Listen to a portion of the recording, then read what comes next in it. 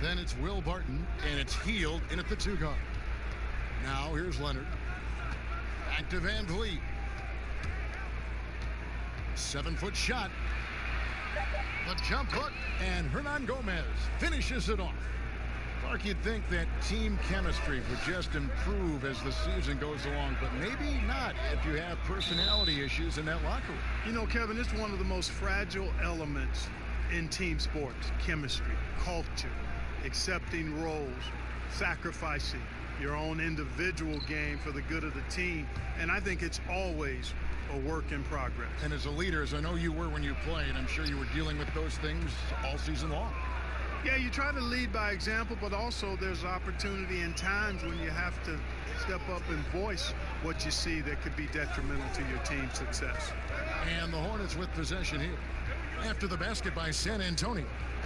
It's Barton on the wing. 5 to shoot. 3-pointer Healed. A new 14 for Charlotte. And he'll shoot free throws here. Clearly fouled on that shot that time. The whistle blowing. And the foul goes against San Antonio. And what I like about Cauley-Stein is just how hard he plays.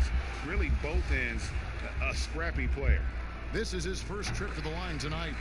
And not the guy you want to see at the line too often. Season numbers has him in the bottom tier of the league. You know, yeah, guys, last year was a rough one for him at the stripe. I mean, it's going to be hard for him not to improve on those numbers. They were that bad. Now here's Leonard. 23 points for him the last game against Dallas. You better come stronger than that. Cauley-Stein a presence defensively. To the inside, Hernan Gomez. The shot, no good. And the Hornets now going the other way.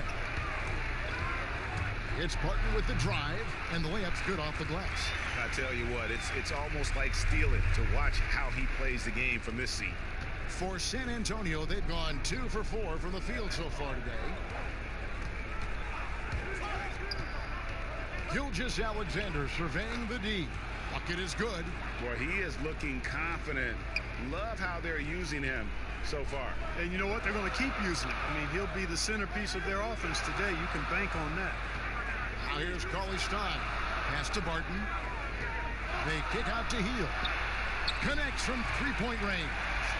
Leaving folks open around Barton is a no-no. He'll torch you whenever you do that. The Spurs have gone 3 of 5 shooting the ball so far. And Clark, one thing that makes Will Barton so good is that he fits right in among any group of players. And I like the pace he plays with, guys. He doesn't seem to force the issue. He lets the game come to him, and when he has opportunities to explode, he usually does. He's always moving. He's active at both ends. He's a high-quality performer. Here's T. Kawhi Leonard making his last shot. Cauley-Stein trying to free himself up. A nice shot by Teague. Tell you what, guys, you've just got to give Teague a lot of credit for his focus. Very poised under pressure. Here's Van Vliet, and it's blocked. And it's out of bounds. The Spurs able to retain possession here. And some changes here for the Hornets.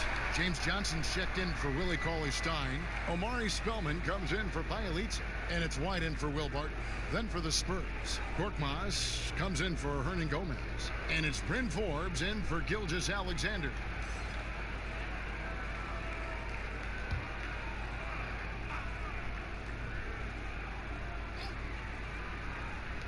And the Spurs with possession. They trail by 1. Oh, it's not easy trying to guard Leonard inside. I can tell you that, guys. I mean, he's so good at using his body to get shots up over the defense. Here's Spellman. Outside, White. They get it again. Gobert with the block. First quarter of play and just over 3.5 minutes in. Back to Korkmaz. Down low.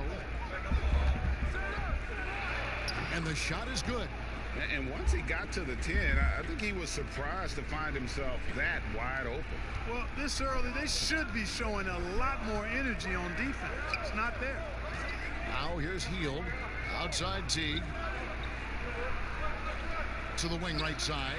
White, wide open. He fires. And that comes off the assist by Jeff Teague. Jeff Teague doing exactly what a point guard should do. setting up his guys nicely. Korkmaz kicks to Forbes. Here's Leonard. Good. Leonard's got 6. Loved the assist. I mean, he knew exactly where that bounce pass had to be to create that opportunity. Pass to Teague.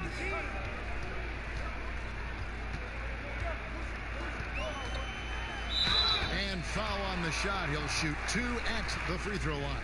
Yeah, and it appeared to me as though Teague saw that he could work his way to the line and did just that. Charlotte shooting their 3rd and 4th free throw shots of the night. And when you look at their numbers from a season ago, 80% as a unit, that's something you'll be happy with.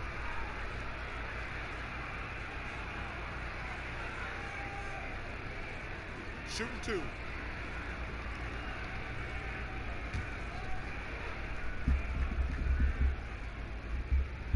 First one falls for him. And Teague is just the player you want drawing fouls and getting to the line. A solid free throw shooter. And so Teague hits 2 free throws. He's as solid as it gets from the line. I mean, give him the opportunity, he's cashing in on those.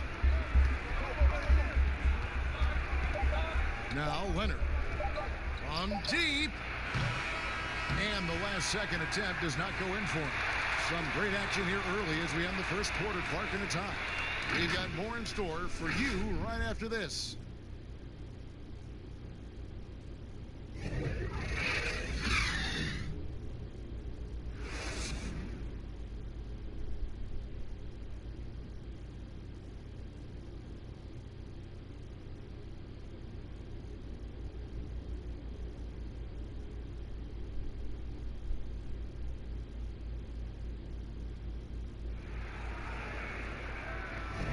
Some good action already in this one, but a fairly even matchup after the first quarter of play.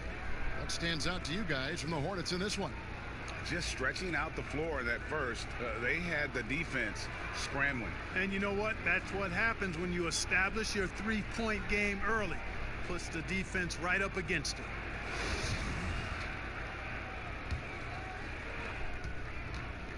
And so it's Teague with it. He'll bring it up for Charlotte. They're looking for a little bit of redemption in this one after the loss to them here last time.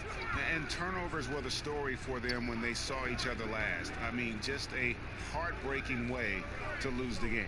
Yeah, and when you think about it, Greg, there was some really sloppy basketball being played by them, and they recognized that had they played a cleaner game, they could have gotten a win. And now let's check out the lineups courtesy of Gatorade, all fueled up and ready to go. Here's the second quarter of play. On the floor for San Antonio, Korkmaz is out there with Kawhi Leonard. And it's Forbes in at the 1. Just focusing on the task at hand, that's all you can do. Yeah, these teams trading punches right now. I mean, it's table tennis. Back and forth we go. Now, here's Walker. He's been quiet so far. Still no points in the game. Passes it to Medu. 6 on the shot clock. From deep three-point range. Offensive rebound, Spurs. That shot, no good. Those are chances almost always you can rely on him to get you 2 points, but the D, just enough to keep him out of rhythm. Green kicks to Morris.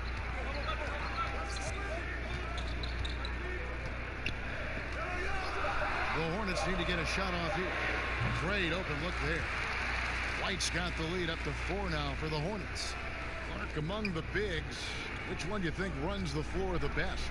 Boy, I tell you, Anthony Davis is gazelle-like, and this guy is north of 7 feet tall and is just agile and quick in getting up and down. I think I'd put him at the top of the list. Clint Capella is in that category, and Giannis Antetokounmpo as well, but a lot of times he has the ball and is taking it rack to rack. He does. He brings it up like a guard, and no one can stop him. Nobody can stop that guy when he gets coming downhill at you.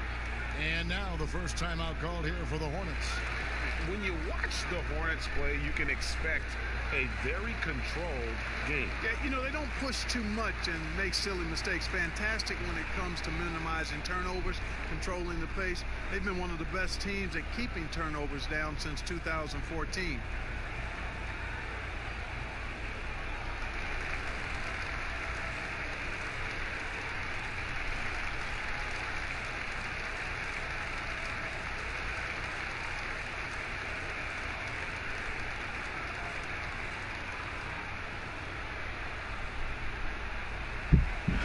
changes for Charlotte. Bielitsa, he checks in for Amari Spellman. And Barton subbed in for Jeff Teague. Then for the Spurs, Hernan Gomez is checked in for Leonard. Johnson comes in for Korkmaz. And Shea Gilgeous-Alexander subbed in for Bryn Forbes. Really crisp, intelligent passing to make that basket possible. There's the pass to Gilgeous-Alexander.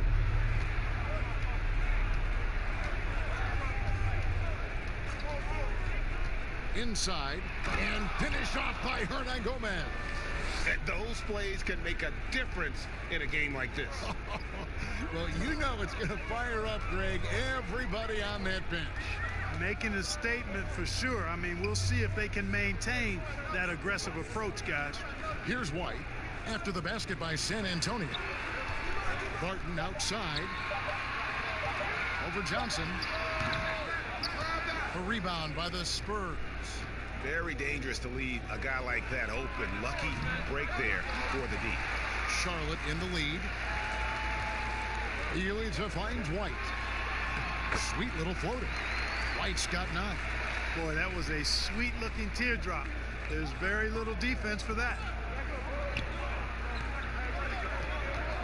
Now, here's Gilgeous-Alexander.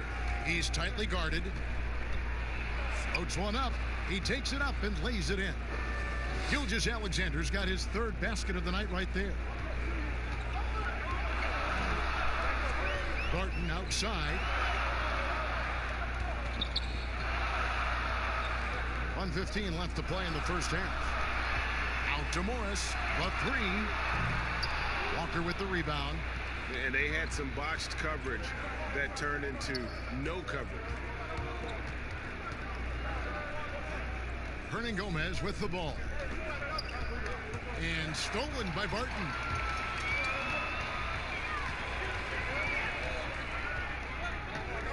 Pass to Morris. A rebound by Johnson. They have a chance to go 2 for 1 here. Let's see how they play the clock. Walker the pass to Gilgeous-Alexander. And it's all evened up. Gilgeous-Alexander's got 4 points in the quarter. Yeah, quick trigger. And from that range, if he senses the defenders have backed off, forget about it. Barton kicks to Morris. White against Walker. And again, the Hornets missing. The defense there got away with a major lapse. Back to Gilgeous-Alexander. Here's the 3. And the last shot at the buzzer doesn't go in for him. And the first half comes to a close in a tie game. And a chance now to send it over to David Aldridge, standing by courtside. David. Thanks, Kevin. Kawhi, you have grown so much offensively throughout your career. What's the focus of that end of the floor? Just knocking down open shots, my ball handling and making good decisions off the pick and roll, and just try to limit my turnovers. And you've done well so far, Kawhi. Thanks. Back to you, Kevin. All right, Dave, thank you. And time now for the halftime break with the 3rd quarter soon to follow. Right here on 2K Sports. It's the 2K Sports Halftime Show. Ernie Johnson here with Shaq and Kenny, and a favorite time of the year as we're halfway through one of the first games of this fresh NBA season. The first quarter for the Hornets was fairly even. Nothing seemed to give way on either side of the scoring column as they wrapped up the period all knotted up. The second quarter was dead even in terms of their scoring output for both teams, and they still find themselves in a good position at the half. Kenny, let's get... And that'll do it.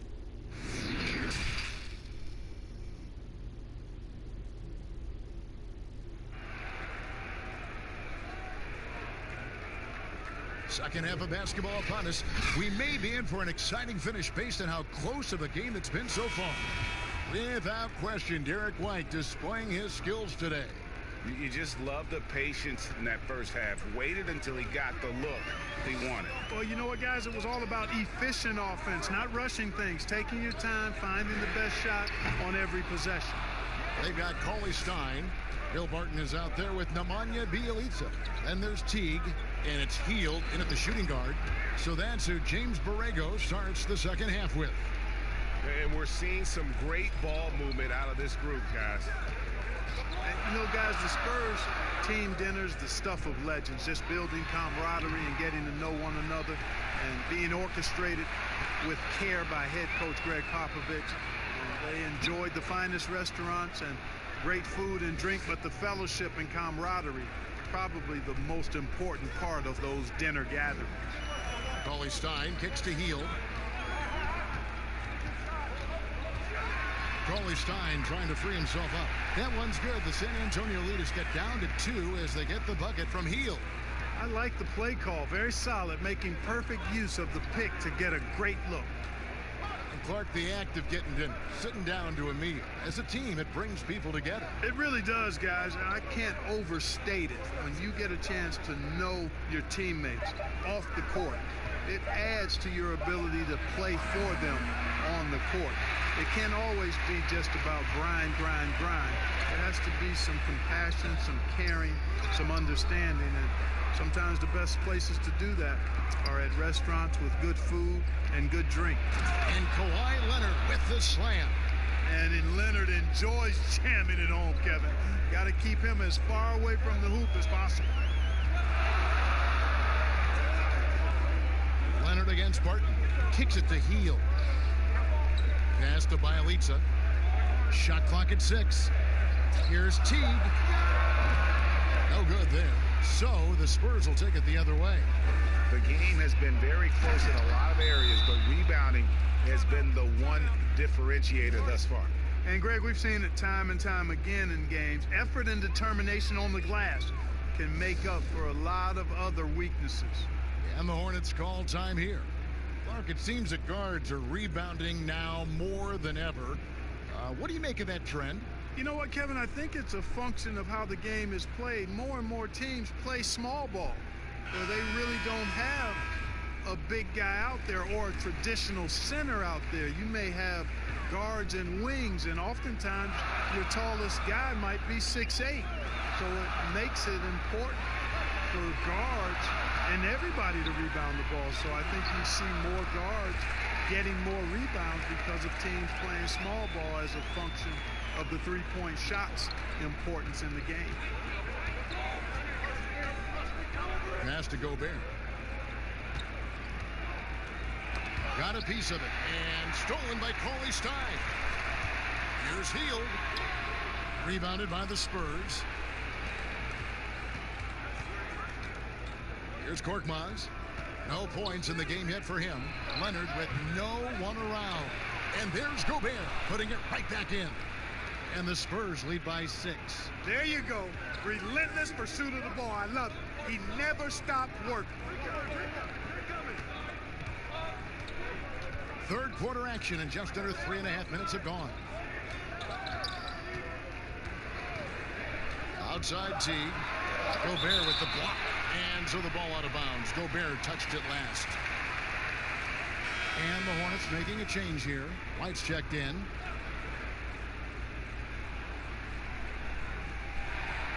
Here's White.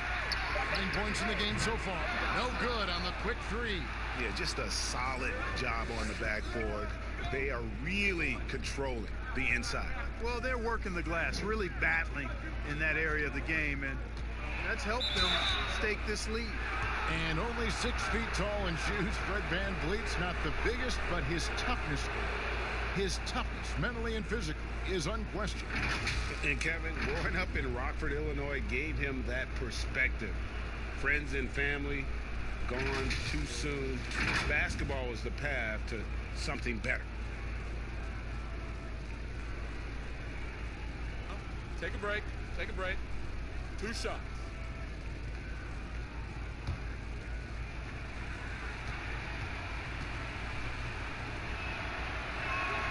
And the first one drops.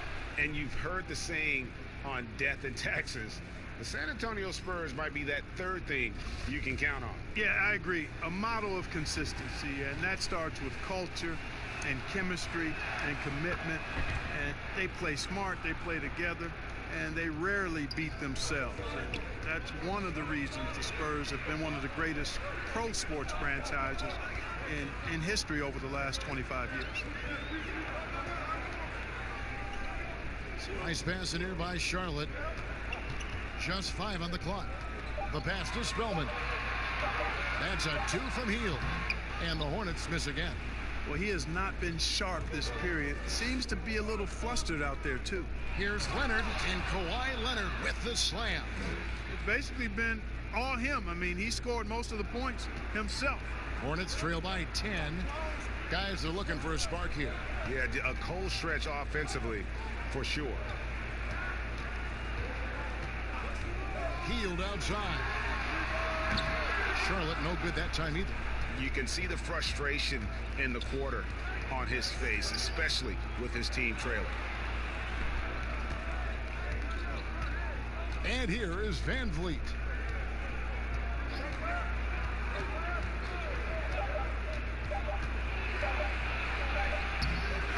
No good there. Kawhi Leonard has been on display for the San Antonio Spurs. He got into double digits for the quarter with 10 points total.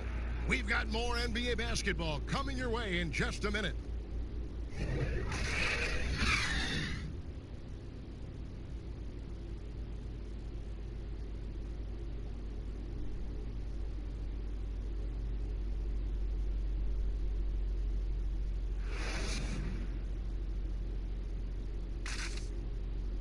Here now a chance to show you our assist of the game, and it's presented as always by State Farm.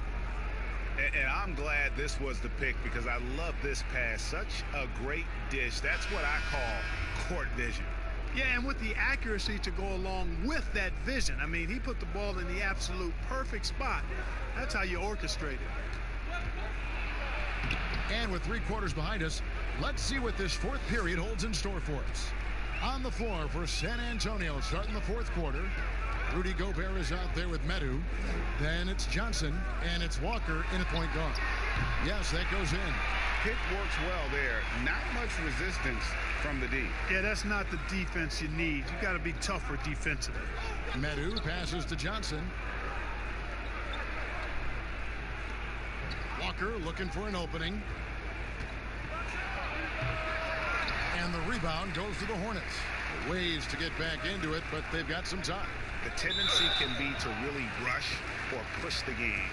They need to avoid that. Over the last decade or so, the Hornets haven't had a lot of success, Clark, in the draft. Well, you take a look at it, guys, and they've traded away a multitude of picks, and picks that have turned into guys like Shai Gilgeous-Alexander, Tobias Harris, 2 outstanding young players.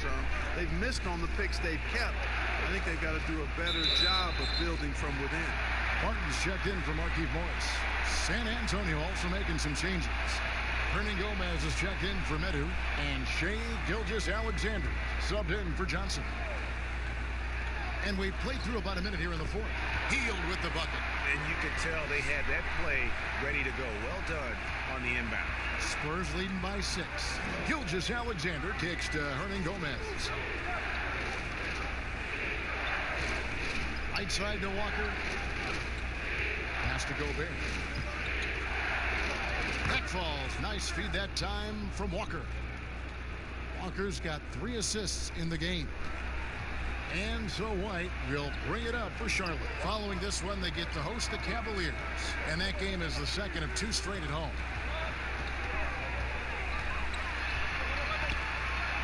Gobert with the block. And they get it back. Johnson. Rudy Gobert with the rebound. Gobert's got 6 rebounds here tonight. It's rebounded by Charlotte. Martin surveying the floor. White against Walker. White drives in. That shot misses. So the Spurs will take it the other way. They've held a 12-point lead earlier. Walker against White. Shot's good by Walker. Timeout. And the Hornets call time here. And the lack of rim protection, top of the list. Yeah, you know, just look at the numbers, guys. I mean, they are being taken to the woodshed in the paint.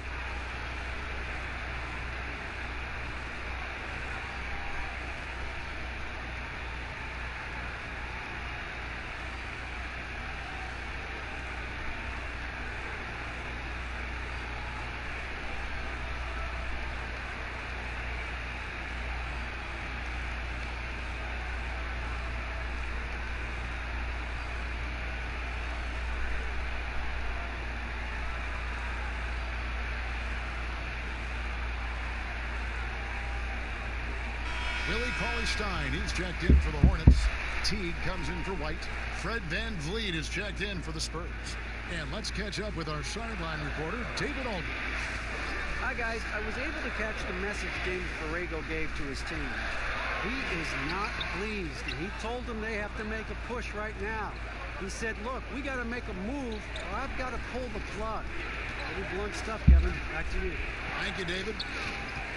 Mr. Gobert. Spurs passing it around. 6 to shoot. Here's Van Vliet. Sinks the three-pointer. Van Vliet's got the lead up to 13 now for the Spurs. And Clark, when you look at how the game has changed, if you were entering the league today, how would you reshape your skill set? Well, the biggest part would be expanding my shooting range. I was a good shooter at the time that I played, but would need to expand it and was just starting to stretch out my shooting to the three-point line. And then also defensively be a little more committed to that end of the floor, really working to get better there. The ball handling, passing, scoring, rebounding, those were things that I did pretty well. Charlotte working against the clock now. We've played just over 3.5 minutes now in the fourth quarter. Hield attacking. San Antonio with the rebound. And it looks like just playing the last bit of this one out in what should be a nice win here for San Antonio. Two great rebounding teams. And these guys worked just a little bit harder tonight, and that was the edge they needed. And it'll go down as their first official win of the new year. And in this season series, it's become an emphatic 3-game sweep. So they have to feel pretty good about how dominant they've been in this matchup against Charlotte. And you know, when you look at the huge impact he had, just a monster game for Kawhi Leonard. Just an outpouring of points from him. Nobody could do much to keep him from dropping it in. And they came in determined to take this one. It's going to be a happy flight home. Yep, to have a stress-free win on the road, very satisfying. The fans are already headed for the exit. Saw the opportunity to put this away and did not turn it down. And, you know, this run shows what kind of attitude this team has. I mean, the win is there. Go get it. Puts it up from 12. And then Cauley-Stein with the jam. And with his vertical reach, you expect Cauley-Stein to be a factor on the offensive glass. And so it's San Antonio easily taking this one. A solid win on the road for them. This building was dead silent by the time GA this one wound down. And that's what you want to do. Take the crowd.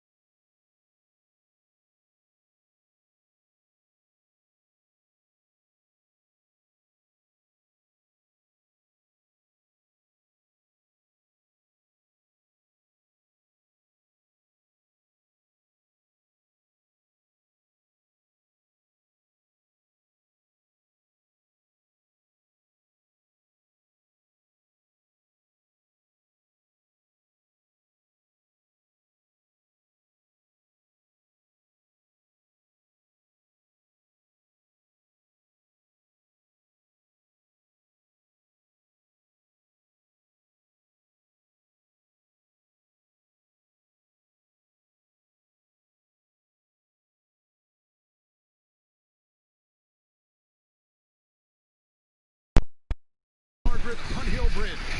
Now it's it. The feeling no doubt mutual. Thanks, D.A. Now the starting group for the Milwaukee Bucks. Middleton and Giannis are the forward tandem. Mitchell is out there. And it's Lopez in at the center position. And for the Mavericks, we've got Murray. Lauri Markkanen is out there with Hunter. Then there's Luka Doncic. And it's Porzingis in at the 5. And there's the bucket from Markkanen. The starting gate, opening night in the NBA, Brent. What are you most looking forward to? I just like to see who it is that, in terms of their competitive spirit right now, is coming out of training camp hungry.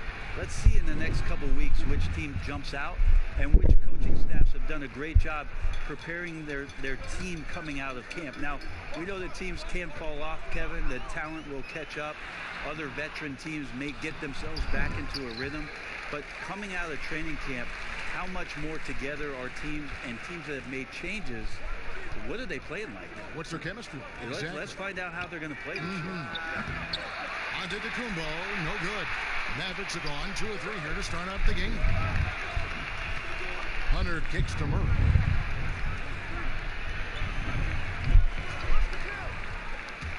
Shoots from the elbow. They grab their own miss.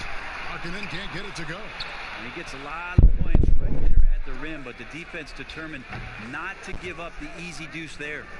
And that's exactly what he's looking for, draining the triple. Now, here's Doncic. 38 points for him last game against Denver.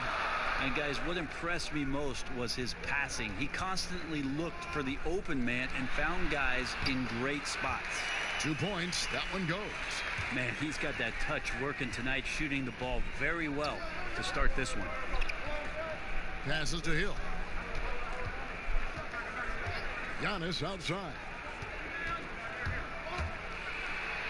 He's now 1 for 2 with that bucket. Making shots against good defense, that's what great NBA players have to do consistently.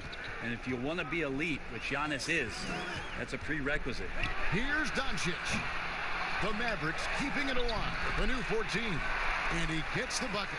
Just setting the tone with an aggressive move to the rack. And where's the help defensively? Are you asking me, GA? I'm not sure. Now, Antetokounmpo.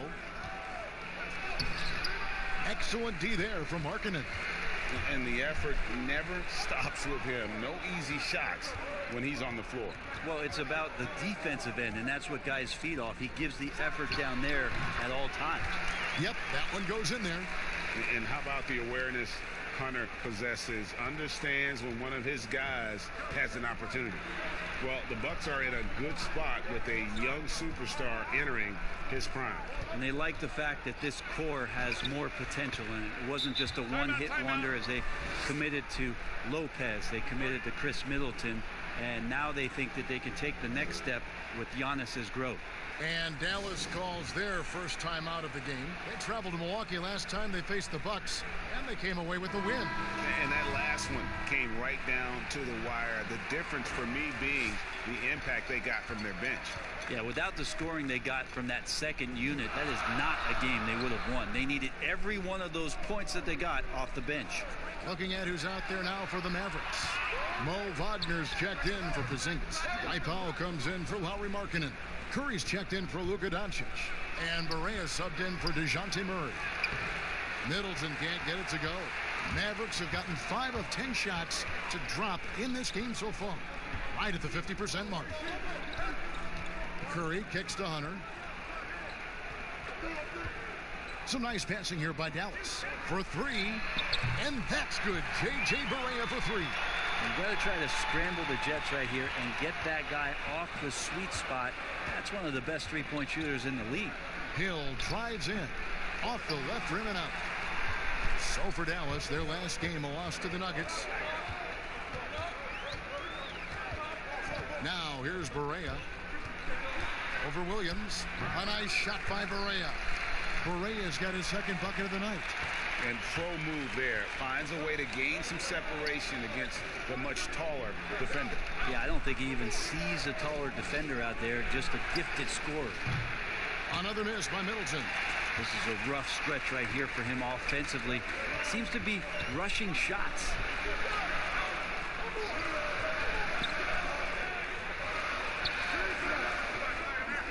Curry against Middleton. Just 5 to shoot.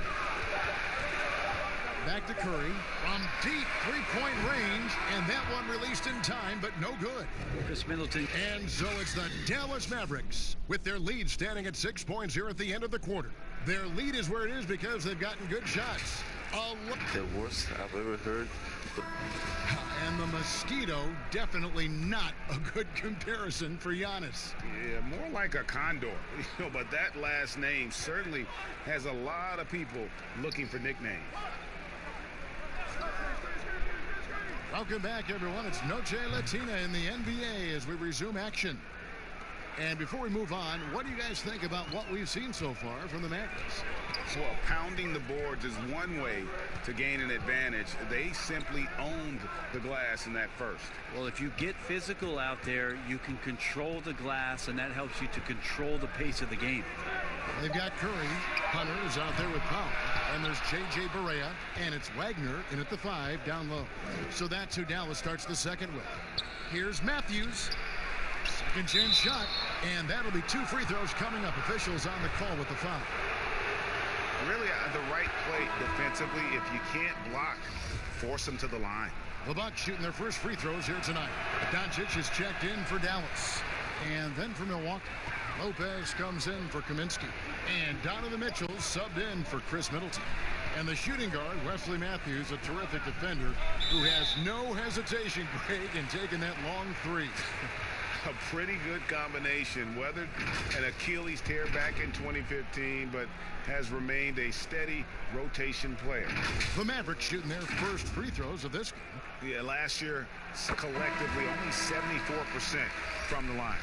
Brent, so many state-of-the-art arenas being built. Which feature do you think is most important? Oh, the hot dog machine. What are we doing, popcorn, right? And the next popcorn, what else, and Kevin? Then the popcorn. Yeah, right there. Nachos. I love nachos. Okay. You love nachos. What else? I mean, what else could we go with there? Ice cream. Ice cream. Yeah, that's right? a big one. Because when you're done with all that other stuff, you've got to somehow kind of coat your stomach. Yep. You Was don't this feel basketball related or we go somewhere else? All a part of the whole conversation. I think we covered it.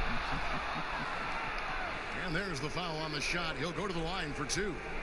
And the foul called on the Dallas Mavericks. The Bucks shooting their 3rd and 4th free throw attempts of the game.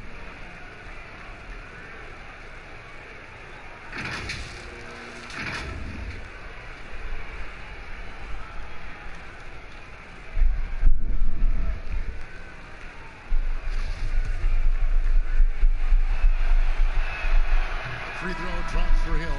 George Hill is a gear-shifting, versatile guard and has some size and a good perimeter defender with that length. Markkanen, he's checked in for Dallas. DeJounte Murray comes in for J.J. Barea. Antetokounmpo's checked in for the Bucks. Giannis against Doncic. Over Mitchell. Doncic finds Markkanen. That one misses. Some solid defense from Antetokounmpo. Hill has the open look, and that won't go, missing the go-ahead bucket. Murray outside. The pass to Doncic. Over Mitchell. Rebound, Giannis Antetokounmpo. Oh, can't punish the defense for leaving him open that time. That's a frustrating miss for a really steady jump shooter. So they take the lead. Mitchell's got the lead up to 2 now for Milwaukee. Well, they're trying to take command of this game, but it's been competitive so far. Yeah, everybody trying to get away from one another, and the threads are keeping them close. This has been highly competitive. Doncic against Antetokounmpo. Doncic, no good. And so Antetokounmpo will bring it up for the Milwaukee Bucks. They've only given up 1 point in the second quarter. That one coming at the line. As the game has gone along, they've gotten more and more aggressive on the backboard. They could use a big shot here to get this offense going. Too many empty possessions. Right now, they need a basket. Doncic against Antetokounmpo. Pulls up on the elbow, and Doncic gets it to go. Doncic has got his 3rd basket of the night. And he's capable of scoring from anywhere, really. Doncic has a strong grasp here of the mid-range. Lopez passes to Mitchell. And the rebound goes to the Mavericks. And the pressure he put on that shot forced the miscue. Those are all the little things about effort there. He just gets out there and contests, and that's just enough. And for a player that didn't come in with a lot of fanfare to the NBA, Markkanen is one of the top young players in the league. Yeah, call him the marksman or the finisher. Call him Larry Bird, if you like. Fantastic stretch four, who showed he could be a focal point of an offense, can play with an edge as well, and is just scratching the surface of his potential. Dallas making a switch here. Hunter's checked in. Milwaukee also making some changes. Brook Lopez is checked in for Lopez. Williams comes in for Giannis Antetokounmpo, and Middleton subbed in for George Hill. And it's good, 2 points. Hard to deal with Brook Lopez and that kind of size, especially when he's forcing the issue like this here and going strong. Porzingis finds Doncic. Markkanen trying to break loose. That's good from Doncic on the assist by Porzingis. And the combination of his quickness and soft touch around the rim really allows him to pull off shots like that. A lot of players don't have the reverse in their arsenal. Here's Mitchell, and the shot goes in. Mitchell's got 6. Great feed by the center. Lopez is a solid passer. Maybe one of the better passing fives in the league. Porzingis kicks to Doncic. Outside, Markkanen. Murray against Mitchell. Dallas needs to get off a shot. A 3 from Porzingis. Rebounded by the Bucks. The drive by Mitchell. And then Mitchell with the dunk. Well, Middleton right now staying aware of where his teammates are and hitting them when they're open. And here's Porzingis. Fires the 3. And a close game so far through the first 2 quarters as we reach halftime. Milwaukee on top. They finish off the second quarter with a tremendous 17-7 run. It's time now to go court. Thanks so much, David, and we'll step away briefly, but get you right back out here for the start. And now, the 2K Sports Halftime Show. It's Milwaukee with the advantage at the half. They hold a 4-point lead. Kenny. And that's...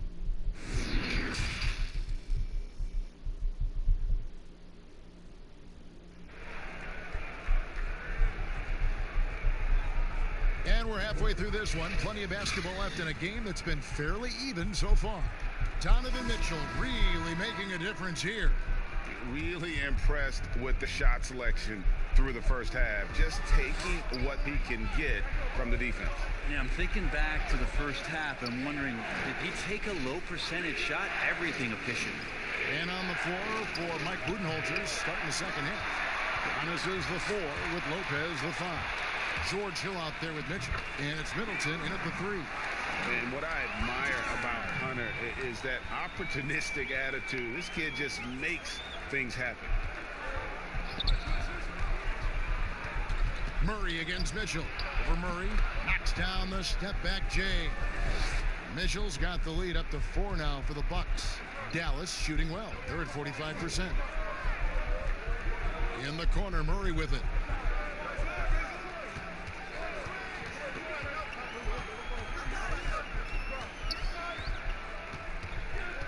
Pass to Hunter. And he could not get that one to go. A lot of contact, and he'll go to the line for 2. That one on Hill.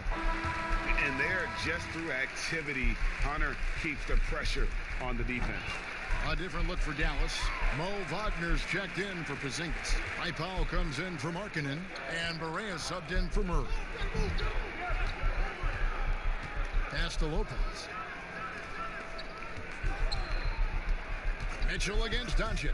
Charity stripe shot. Again, Mitchell missing. And it's Barea with the ball. He'll bring it up for Dallas. Doncic, no good. For him, it's harder to miss that shot than it is to make that shot. I think he was anticipating a bit of a bump there.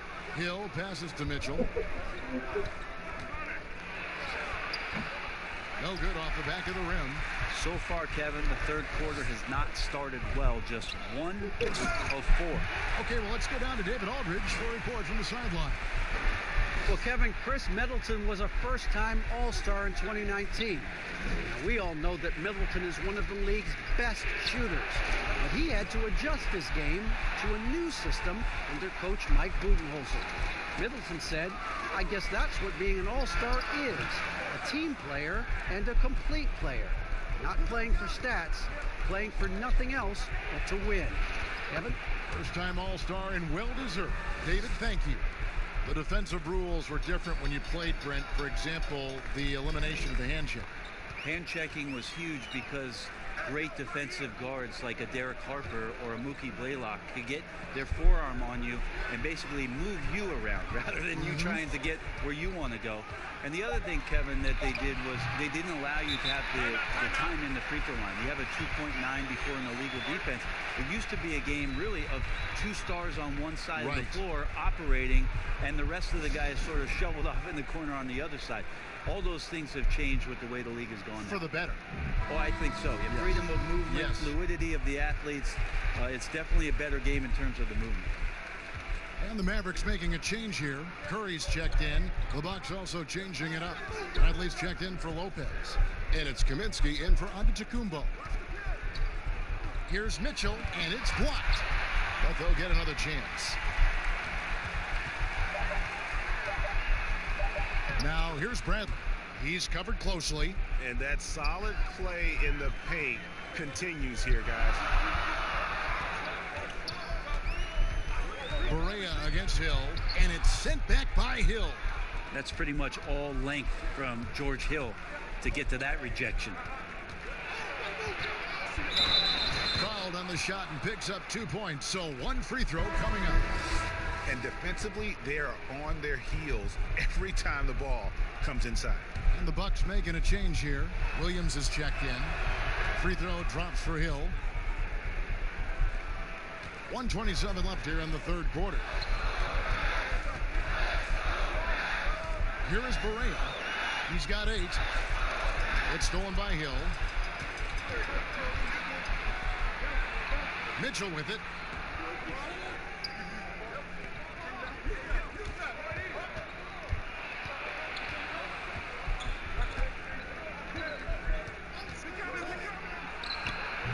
And again, the Bucks miss. Well, if he's going to keep shooting, they've got to run some plays for him. Screens, pick and rolls, anything they can do to get him started. Curry looking it over. Passes it to Wagner. Shot clock at 5. Dallas, no good that time either. Something that's kept this game close is the fact that the rebound stats for both teams are almost identical. Outside Hill. Now the pass to Mitchell. The tray. And Wagner pulls it down. Wagner's got 4 rebounds now tonight. Hunter, the pass to Powell. And he gets it to go. And that assist got him a little nod from his teammate after that one. Now Mitchell. On deep. And no luck with that time on the buzzer beater. It's still anybody's game as we've reached the end of 3. Milwaukee on top, up by 3. And we'll be back with you right after this. Head coach Mike Budenholzer is mic'd up along the sideline. Let's check it out. Stop, let's play out of motion. Let's run them, let's play at our pace. Let's go defense on 3, 1, 2, 3. Looking to play at their tempo. Mike Budenholzer really wants them to assert themselves, trying to dominate this next stretch. Yeah, I mean, his energy is up there. Hoping his team's energy is just as high. They may push every chance they get. And with these teams locked in a very close contest, this fourth quarter promises to be a good one. Curry is out there with Murray. Then there's Markkanen. Then there's Hunter. And it's Porzingis in at the 5, roaming the paint. That's the lineup in the game for Dallas. Murray kicks to Porzingis. Rebounded by the Bucks. Bradley's got his 6th rebound on the night. Here's Mitchell. Good, and it's Hill picking up the assist. That's 12 points for Donovan Mitchell. George Hill recognizing His man was open, an effective pass that time. Inside, here's Hunter. Good D by Williams. How about the timing he shows there to challenge that shot? Yeah, not easy to do there, and that's a guy that you can tell takes every possession defensively very seriously. Dallas calls timeout. Well, Greg, this is the 15th season for the veteran Marvin Williams, former #2 overall pick back in 2005. And even though he has never been an all-star, Williams has always been a contributor to teams. Still can give you good rebounding and scoring in a variety of roles. Luka Doncic, he's checked in for Hunter. Milwaukee also making some changes. Lopez, he's checked in for Bradley. Antetokounmpo comes in for Kaminsky. And Middleton subbed in for Marvin Williams. And keeping us updated from the sideline, let's swing it over to David Aldridge. Well, during the break, I listened in on Rick Carlisle's huddle. He talked about X's and O's, but he also said, hey, guys, we got to trust each other, stick together, and leave it all out on the floor. They've got enough left to get over the top, Kevin. All right, thank you, David. Bucks leading by 7. And Antetokounmpo with the basket on the assist by Middleton. 6 points for Giannis Antetokounmpo. That's their 3rd straight make off an assist. Hill against Murray. Pass to Porzingis. Laid in with a nice touch off the glass. All of that happening because Porzingis moved well off of the screen to find the space. Pass to Mitchell.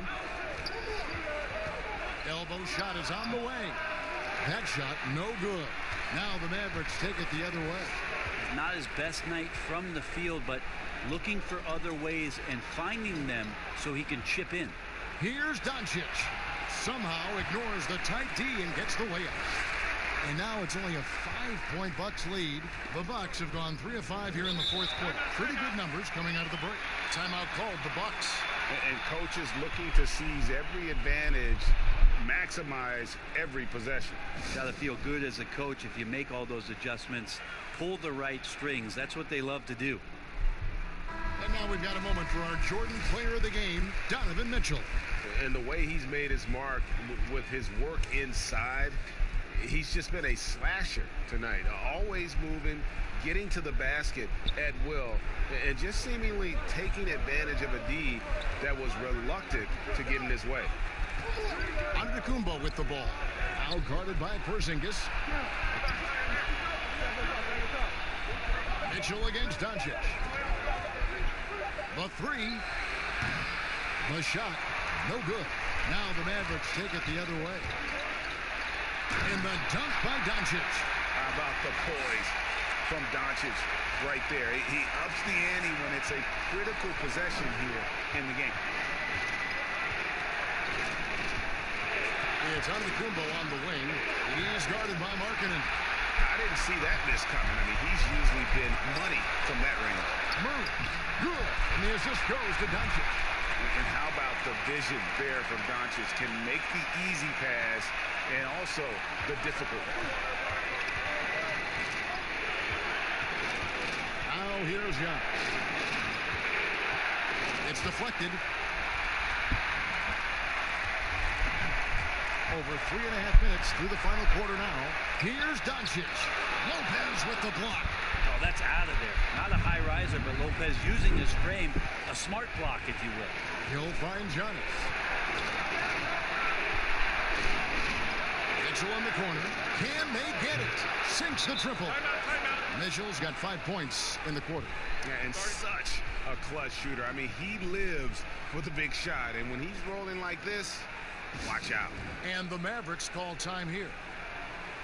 They're down by 4. 1:03 left here in the 4th quarter. Hunter's checked in for Dallas.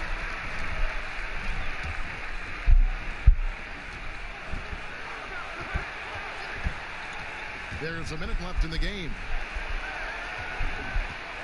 Here's Porzingis. It falls! And he has brought them to within 2 points. That is world class. Love seeing that there. A huge possession, and he nets it. Here's Mitchell. They get it back. Here's Antetokounmpo. No good that time. And the effort never stops with him. No easy shots when he's on the floor. Well, it's about the defensive end, and that's what guys feed off. He gives the effort down there at all times. Looking to end his cold spell. It drops. Timeout. They're in total command of this game with time starting to run out. Yeah, looking for a miracle worker out there is the opposing coaching staff. I don't know that they have one. This game seems to be well in hand. And the Mavericks call time here. They trail by 4. 23 seconds left to play here in the fourth. Guys, what's your take? Yeah, trying to get back in this thing, they need a score. It's funny, at this point in the game, the coach is asking the team to be perfect. They haven't been to this point. Porzingis passes to Doncic. There's the triple. Good! And that shot brings them to within just 1. And we saw this in the national title game. Hunter embracing the moment and delivering in the clutch. Now a timeout called by Milwaukee. They're up by 1. 6 seconds left in the fourth quarter.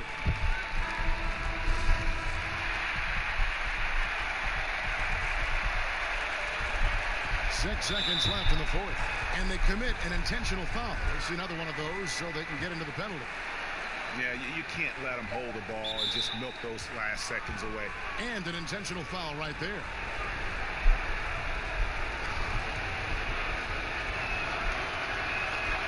Good on the first, and that will put them up by 2.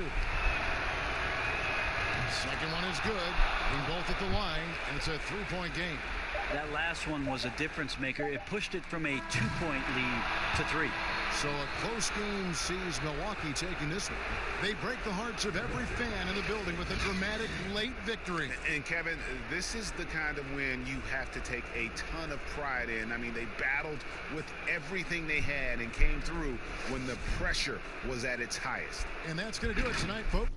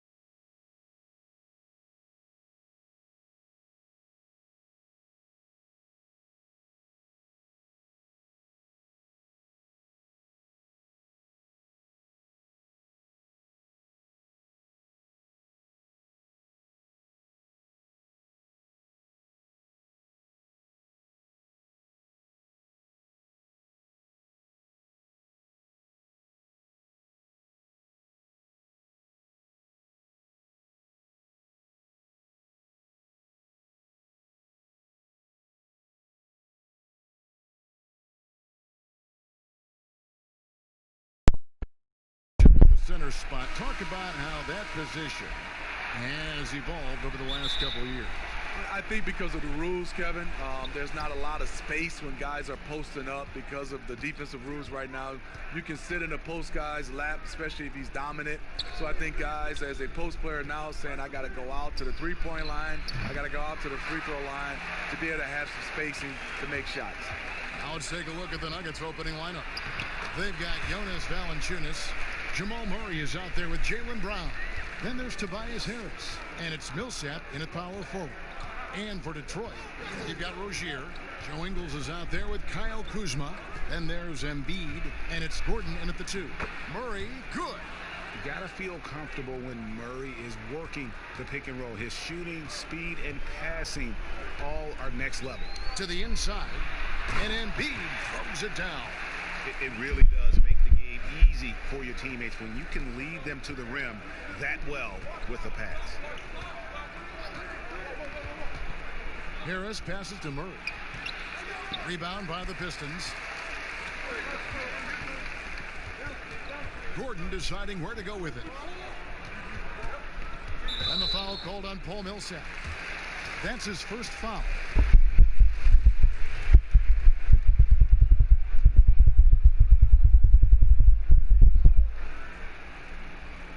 And the Pistons with possession here.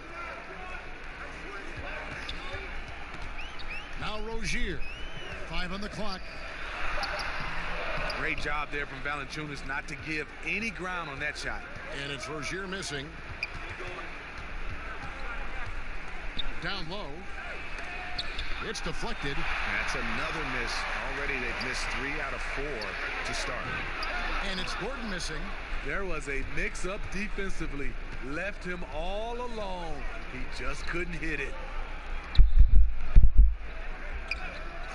Brown outside.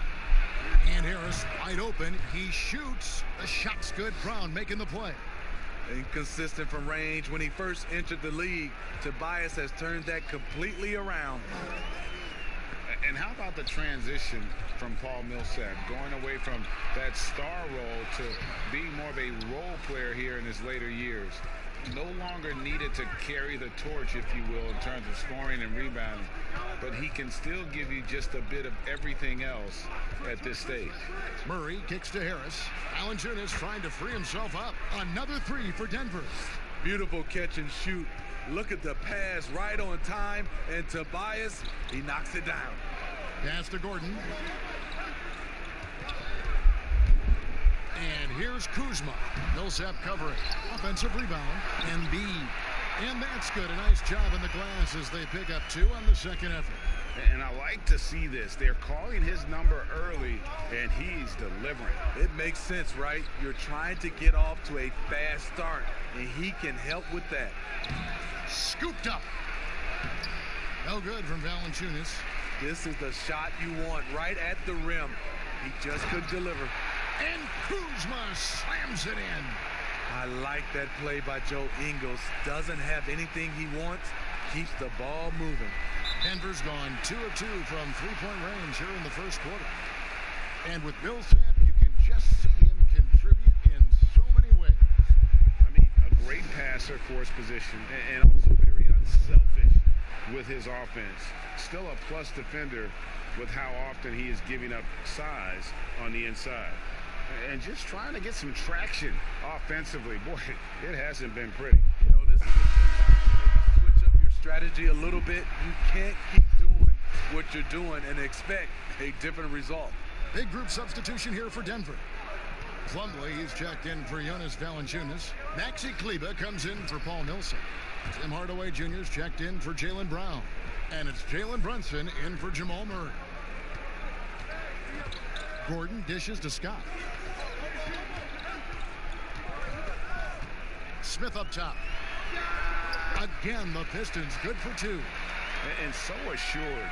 Can't give an inch of breathing room to Smith Jr. That's when he strikes.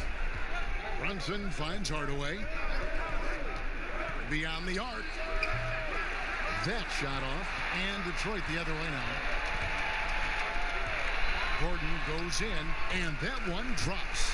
Yeah, these defenders just look a bit overmatched, especially inside. Passes to Harris.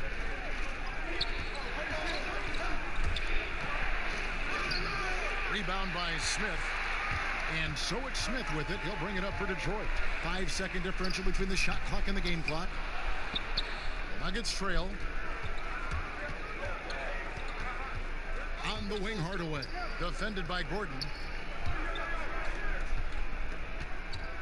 And here is Hardaway. Nothing yet on the scoreboard for him. Here's Kleba. Buries it from about 10 feet away. Tie game in Detroit. And we'll get the second quarter underway on the other side of this break.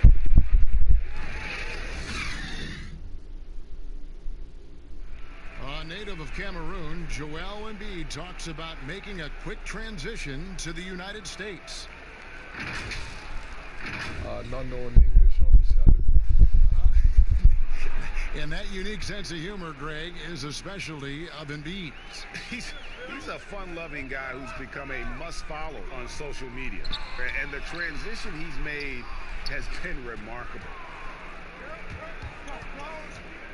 And if you're just tuning in, it's been a pretty even game through the first quarter. Guys, what do you think so far from what we've seen from the Pistons? Well, they used the fast break to generate some easy buckets before the defense could get set. You know this, the team that dictates the pace typically rules the roost. We see that here early on. Baker out there with Mike Scott. Then there's Gordon. Then it's Dennis Smith. And it's Mikhailuk in at the small forward position. That's the group for Detroit right now. With the teardrop and 2 shots coming up at the line as he gets fouled on the shot. And the foul called on the Detroit Pistons.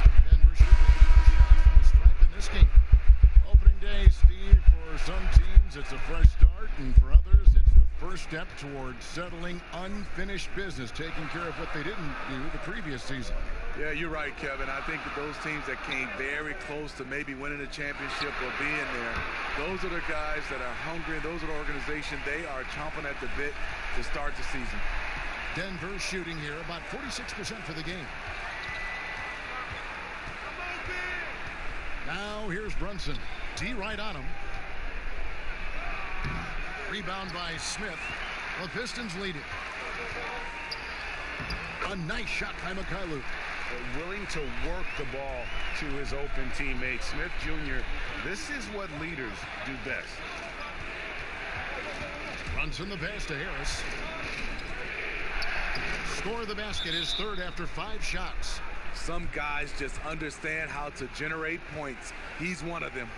And now the first timeout called here for Detroit.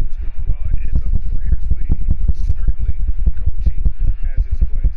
Yeah, if that were you look to see so many coaching changes in the offseason. A different look for Denver. Paul Millsap's checked in for Maxi Kleba. Jaylen Brown comes in for Tobias Harris. And it's Jamal Murray in for Hardaway. That's a 2 from Smith. That one off the back iron and out. You almost have to assume he's going to knock those down when he is that open. And really, it's been a major aspect of their offense in the early stages here. Their success working the ball inside and getting points from close range. Here's Kuzma. And the dunk by Embiid. There's no bigger play in a close game than a putback slam. Oh, and that one's got them all hyped up. Wow. They're bringing the energy, the hustle, the fight, and they also didn't give up on that possession. Brunson scanning the floor. And Embiid with the block. And so it looks like Denver will retain possession here. Who's checked in for Denver.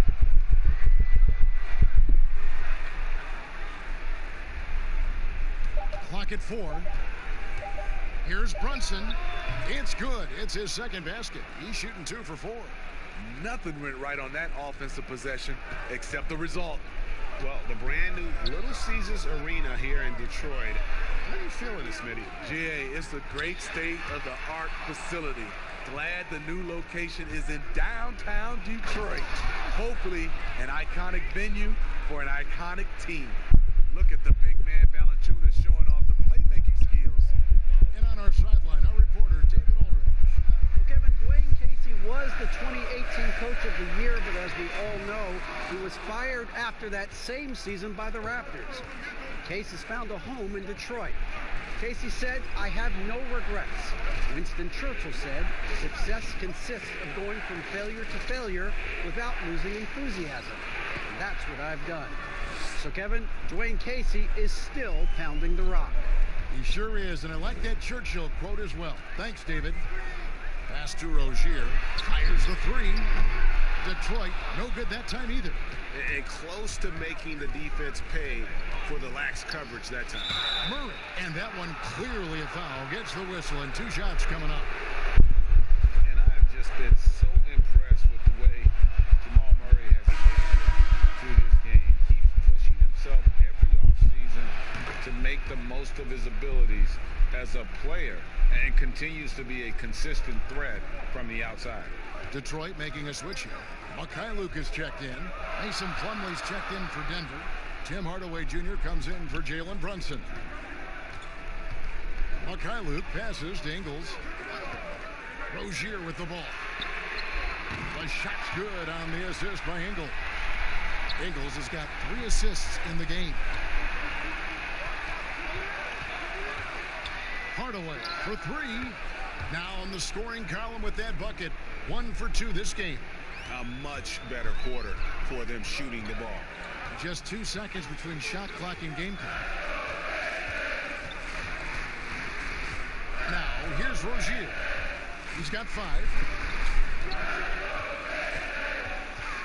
And oh boy, a lot of contact there, but he gets the call and will shoot 2. It's on. It's Valanciunas. The Pistons shooting their first shots of the night from the charity stripe. First free throw is good. He hits both from the stripe. He's living there tonight, a tough guy to guard without fouling. And the bonus, he's going to knock him down. On the wing, Harris. So that'll be it for the first half. Fairly even battle underway in this one. Nuggets lead by 3. And now we'll... Thanks, guys. Here with Coach Mike Malone. How has ball movement opened up things for you offensively? Every game we have where we get into a one-on-one game, over dribbling, not passing, we become very easy. All right, David, thank you. And stay with us, folks. We'll be back just after halftime to get the third quarter started. It's the 2K Sports Halftime Show. Ernie Johnson here with Shaq and Kenny, and a favorite time of the year as we're halfway through one of the first games of this fresh NBA season. A pretty close game for the Nuggets throughout the first quarter. They did jump out to a lead in the opening period, but 4 points was the biggest they got. And that's a wrap. With the third quarter approaching, we now send you back to Kevin and the crew.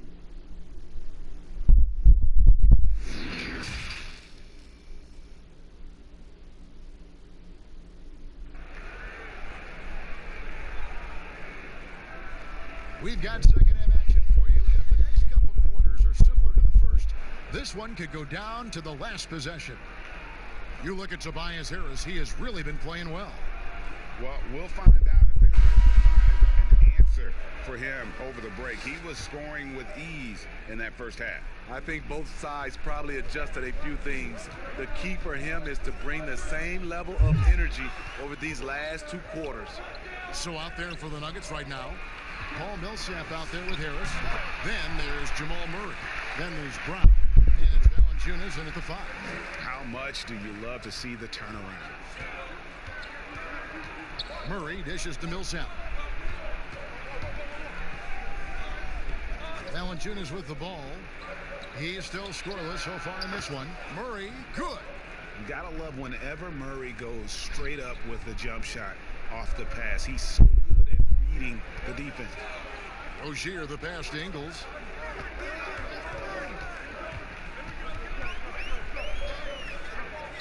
Back to Rozier. 6 to shoot. For the tie. Denver grabs the miss. After this one, they're off to San Antonio to take on the Spurs. In the midst of a 4-game road trip right now. That'll be game number 3. And you see there Tobias with body control to take the hit, still complete the play. And stolen by Murray. And here we go. Fast break. Murray's got it. Rebounded by the Pistons. Embiid's got 6 rebounds in the game. On the wing, Gordon.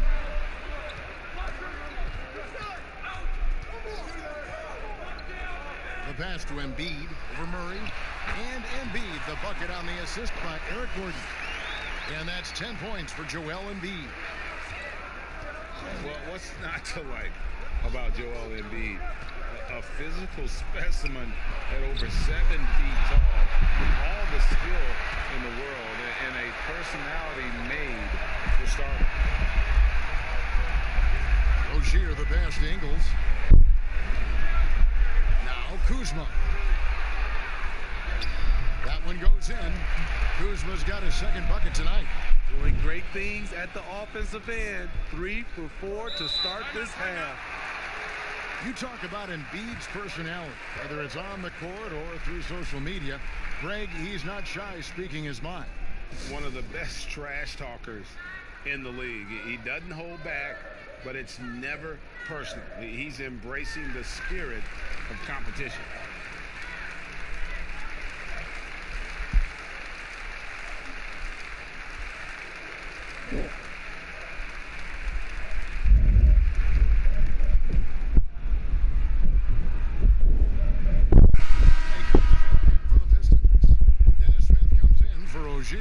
The Nuggets also changing it up. Noah Vonleh, he's checked in for Jonas Valanciunas. Maxi Kleber comes in for Paul Millsap.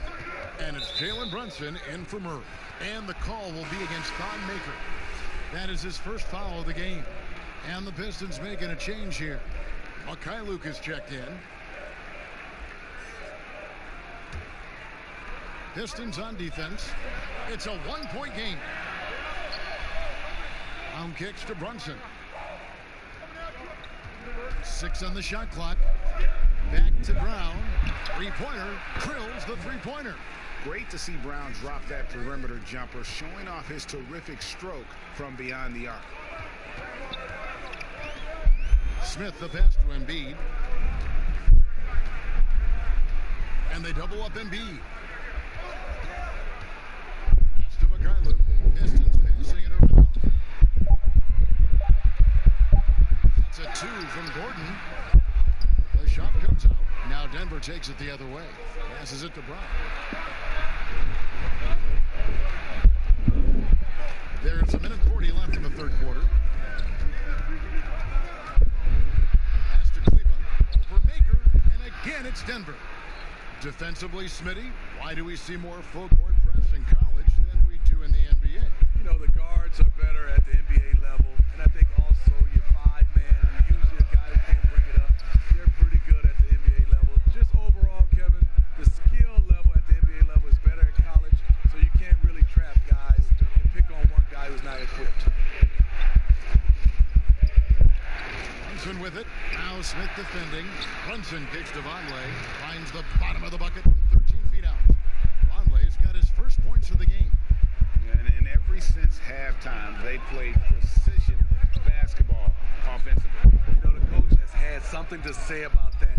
No question, they've settled in and executed brilliantly. The defense ready for him on that possession. They had to be, because he is so strong in the paint. Brunson, good. Finding a little rhythm here that they have to like where they're at. They're playing well. They're building momentum. This is how they can turn a small lead into a big one. Knocked away. Smith surveying the D. Shot to stop the run. Doesn't get it to drop for him. Some solid defense from Harris. Brown, the pass to Brunson.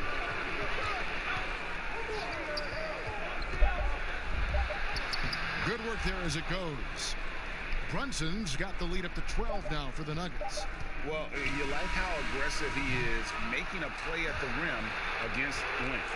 And let's forget the height disadvantage. He brings the effort, and he brings the energy. And so it's Denver, up by a dozen here at the end of the quarter. And let's take now this moment to bring up our State Farm assist of the game. And I'm glad this was the pick, because I love this pass. Such a great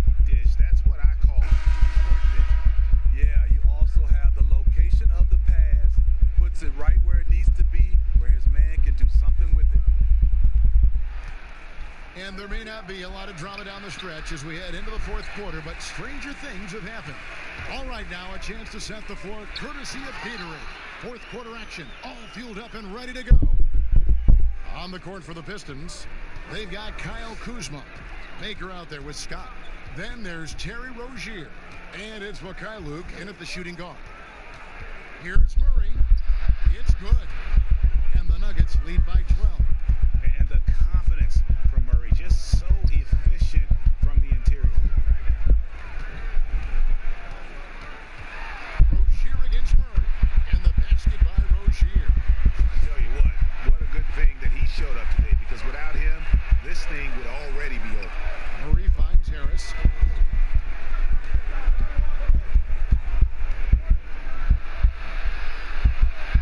Kuzma pulls it in.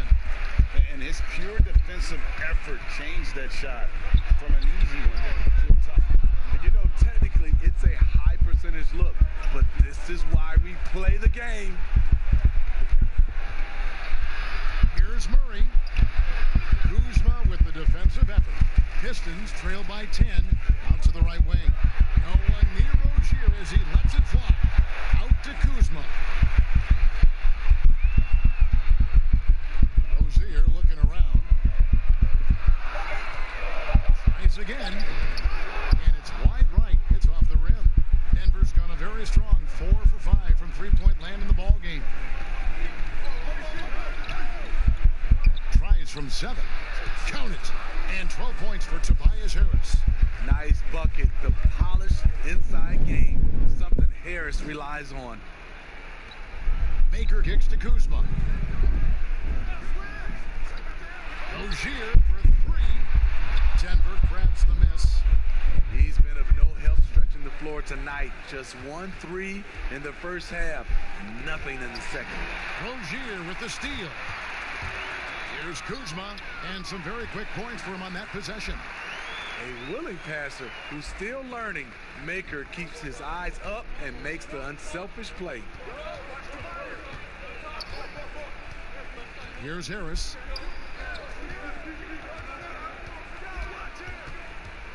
Over Maker. And it's Denver scoring again. Even against good defense, Harris uses a combination of strength and agility to either overpower or elude the defender. Time called here. The Pistons decide to talk it over. Well, you look at the career of Tobias Harris, and boy, he's bounced around a bit. Has never slowed his development or production, though. Put him anywhere, and he'll find a way to help his team.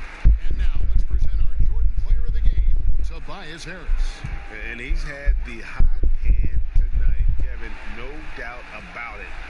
He's gotten his field goal percentage up over 60, and you're only going to get it that high when you're taking good, smart shots. And as the star of this team, he knows he's going to be the object of the crowd's anger. And with Harris, he's been moved so many times. You know what, Greg? You forget he's still quite young. Yeah, I mean, he really is just starting to enter what should be the prime of his career. Has improved every offseason and is a great rebounder and scorer. And there's the foul. It's on Jaylen Brown. That is his first foul of the game.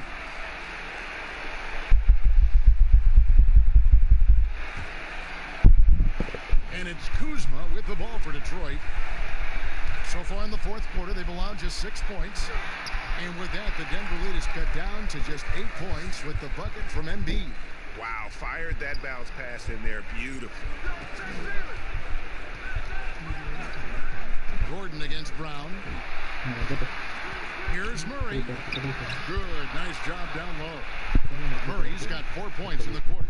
Guys, I think this is a game they have to feel good about as we wind through the final moments here in what looks to be a solid win for the Nuggets. And it may be a comfortable win for it, but they had to weather a few storms along the way, and that's all part of the story. Yeah, Kevin, this was by no means the runaway that it might appear to be. It was a scrappy performance, though, all the way through. And it'll go down as their first official win of the new year. And you could tell they were ready for this one today, guys. There was something extra on the line, and they wanted it. And as usual, some excellent work tonight in what was a quality big impact game for Jamal Murray. what was impressive to me, it felt like he made an impact in so many areas. Some of the effort won't show up in the stat sheet, but I noticed it. Yeah, they sucked the energy out of this arena. Tremendous effort on the road. And when you're on the road, you can't be tentative coming into a game like this. I thought their aggressive approach was the difference. And here's Denver. The clock now can just run out for the Nuggets. Now Plumlee.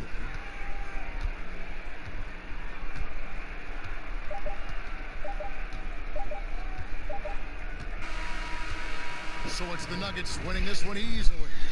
This was a very strong showing for him, Greg. Not necessarily a runaway win, but one they'll feel. David, thank you as always.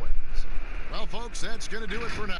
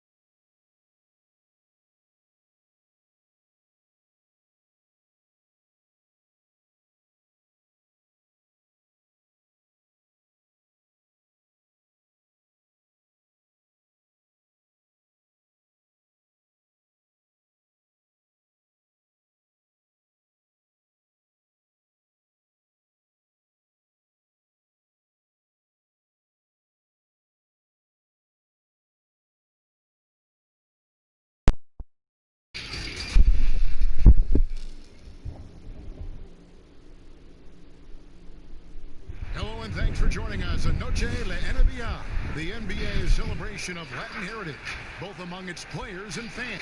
DH. Well, we are winning a big part of it, David. Thank you. Now let's take a look at the Nuggets opening lineup. Jonas Valanciunas is out there with Paul Millsap. Then there's Brown. Then there's Tobias Harris. And it's Murray in at the 1. And for Chicago, they've got Jared Allen.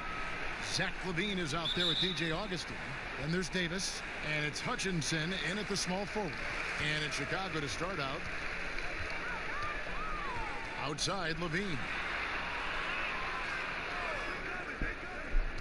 Opening day, Chris, in your experience, which types of teams tend to start the season well, started strong? Two types. One, the team that has been forgotten about and left out. The team that had a disappointing season the year before, and no one knows the pain that they went through all summer long, waiting to get back to that moment. So they've been incentivized for half of a year to come back and say, wait a minute, it's our turn now. And those teams are sneaky under the radar. Little chip on their shoulder. And then secondly, I would say veteran teams. Teams that know what they want, teams that are focused and saying, wait a minute, we know this is a marathon. Let's take our time, warm up, and stick to the principles right away, and we'll end up in the right place later. Allen finds LaVine, 6 to shoot. The Bulls need to get a shot off here. Hutchison's shot is off. And here's Brown. He'll bring it up for Denver. And it's Murray penetrating. He's got that huge wingspan, and boy, does he use it well on the defensive end. If Davis is within shouting distance of the shooter, there's a good chance he'll get a hand on it. Pass to Millsap. Harris outside.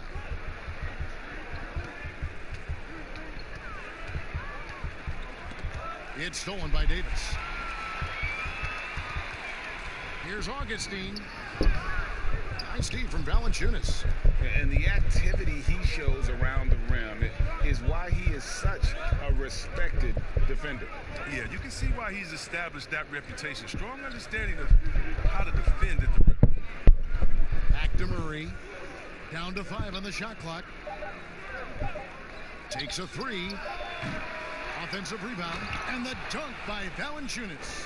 Oh, I love the rabid intensity right there. Valanciunas, he is capable of doing real damage on the offensive boards. And Augustine kicks to Levine. And good. Coming in on the assist by DJ Augustine. And once he got to the 10, I think he was surprised to find himself that wide open. Yeah, very little resistance. I mean, he had to bring much faster help than that. Well, you look at Tobias Harris. I mean, it's remarkable the way he's improved. His confidence from three-point range, a huge part of it. Well, you look at Harris's long-range shooting. Nothing special, Chris, through the first 6 years of his career. But then he turned it around. Well, Kevin, you know he had laser eye surgery in the summer of 2017. And after that, his shooting improved dramatically. Man, I got to get this surgery now. Anyway, maybe he should be a spokesperson based on how well it worked out for him. So for the Bulls, Denzel Valentine comes in for Chandler Hutchison. And Chris Dunn subbed in for Augustine. Big group substitution here for Denver. Mason Plumlee's checked in for Jonas Valanciunas. Maxi Kleber comes in for Paul Millsap. Hardaway's checked in for Brown. And it's Jalen Brunson in for Murray. Harris with it. Now guarded by Dunn. A nice shot by Harris. Not just the jump shooter. Harris is also comfortable looking to score from these spots, too. Levine against Hardaway. Levine passes to Valentine.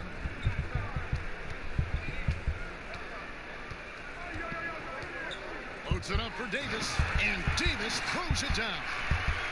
Absolutely the prettiest play in basketball, executed to perfection. I don't think you'd get an argument there. Everybody loves the alley-oop. Now here's Brunson. Defense is right there. High arcing shot, and he gets it back. Denver needs to get off his shot. Kleber, no good. And here's Dunn. He'll bring it up for Chicago. In the corner, it's Levine. Here's Gafford. He's guarded by Plumlee. Dunn against Hardaway. Here's the teardrop. Dunn misses. He struggles with his finishes sometimes. I mean, it's kept him from being an elite player. And it goes down 2 points. Harris has got 5. And look how committed Harris is when he's sprinting to the hoop. Not many defenders are going to want to get in his way when he's that intense. And the pass to Davis. And there's the call on Tobias Harris. That's his first foul. Bulls shooting their first free throw tonight. And the free throw, no good.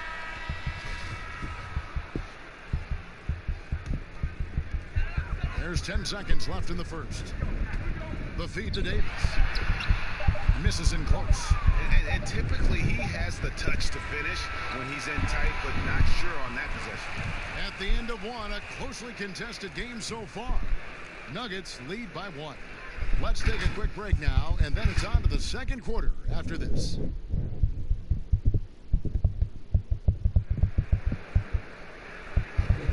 Welcome back, everyone, to the second quarter of play here on Noche Latina. Volanos.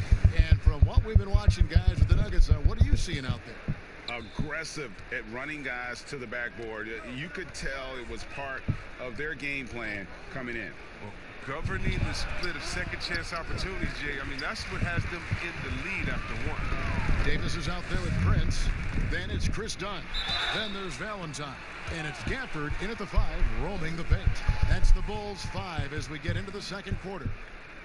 Now, Chris, the common thought is you don't want to be a middle-of-the-road team. You think clubs are too quick now to pull the trigger on a rebuild as opposed to giving some time to what they've got and be more patient? Oh, are you kidding me, Kevin? Don't make me go out. This is why I need a psychologist because, hey, when I was in Washington, we had myself, Rasheed Wallace, and Juwan Howard, and Rod Strickland. Like, just wait a minute. Give us 1 year to try. And by the way, the Bulls won 72. We couldn't have won a championship that year anyway. So, yeah, I think a lot of teams are short-sighted and it's based upon their expectations, and their expectations may not be based in reality.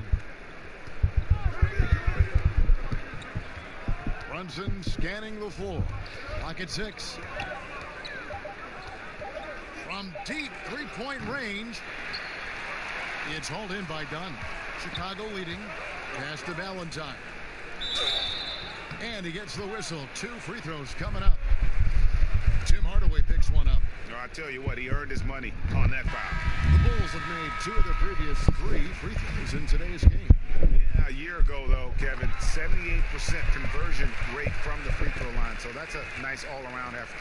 Catching up on the changes for Denver. Millsap comes in for Maxi Kleber, and Murray subbed in for Tim Hardaway Jr. Here's Murray. Drops it in from 11 feet. And the confidence from Murray, just so efficient from the interior. Valentine passes to Allen.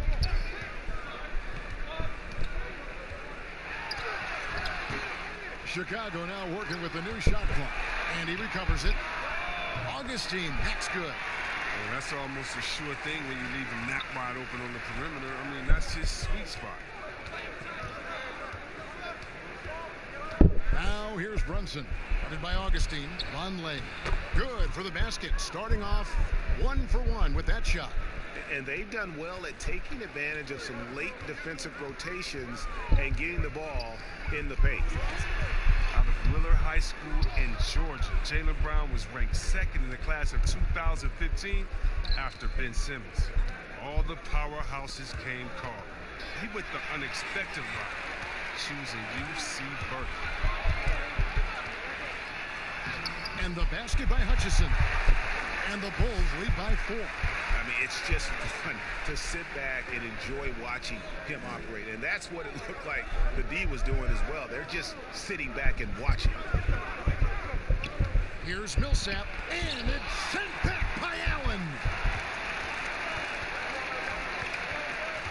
Second quarter play with almost 3 minutes gone. Here's Valentine. Prince trying to free himself up. Valentine shot good. And it's a 6-point Bulls lead. And Cal Berkeley, not the biggest basketball program in the country. So, Chris, what led Brown to go there? Well, former NBA All-Star Sharif Abdul-Rahim, another Wheeler High alum, took the same path. Look, Kevin, both of them welcomed the intellectual challenge. Now, Sharif, not only could he hoop, but now he's the president of the G League. And Jaylen Brown, he's the vice president of the Players Union. Allen dishes to Valentine. Augustine with it. He's coming off a 16-point game against the Magic in Orlando. For a player who's almost a sure thing to score in tight, that one's a stunner. Took him no time at all on that one. Well, how about the quickness of that release? Brown just draining that catch-and-shoot jumper with ease. And the first time out of the game called for Chicago. And going against Denver, their first meeting of the season. Both teams will make substitutions. Let's take this chance to see which of last season's teams had the most second chance points in the league. The Nuggets, number 1. Yeah, that was a huge factor for them a season ago. Their ability to attack the offensive glass and then convert those into second chance buckets. I mean, no one did it better. Nothing less than that kind of defense will cut it against them. That's just great work inside. Murray surveying the D. Pass to Plumlee. And contact on the shot, so he'll be shooting free throws here. Well, Jim Boylan, he won the Chicago head coaching job after his intern stint. The fans were unsure of the hire, but the front office believes in him moving forward. Here's Dunn, and he drops it in from the low post. Dunn's got his first 2 points of the night. You gotta love his hustle, leaving the defense in no time to react. And how about then not settling? I mean, instead of being lazy with the shot selection, they go right to the rim. And it's Harris off the drive. It drops for his third basket. He's missed only one shot. It's been absolutely amazing to watch Harris mature. I mean, physically, he can handle the pound. Prince trying to free himself up. Offensive rebound and foul on the shot, so he'll get a chance at the line. And they're really getting more points at the free throw line here in the second quarter. The Bulls have gone 4 for 5 from the charity stripe in this one up to now. I mean, and when you think of Levine, I mean, his dunking ability comes to mind. I mean, he's proven to be an elite poster maker. The Nuggets trail by 3. Murray outside. Oh, and he plucks it off the glass. Wow. Dunn kicks to Davis. He gets that one. And the Bulls lead by 5. What unselfishness from the young guard, Dunn. He's making more of an effort to distribute the ball. Setup's good. And that's it for the first half of action. What's been a very close game here. It's the Bull. The 2K Sports Halftime Show. It was a closely contested first quarter for Chicago.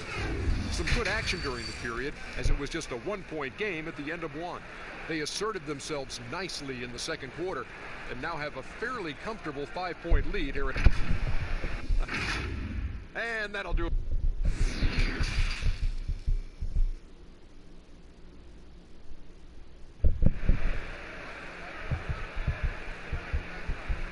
And in that first half, we saw a pretty tight battle. We'll soon find out what sort of adjustments were discussed during the half. You look at Zach LaVine, he's really been playing well. He's done a fantastic job of finding open space to operate within the first few quarters. Yeah, the offense looks crisp, and guys are hitting their shots. Second half underway. Here's who Mike Malone's got on the floor.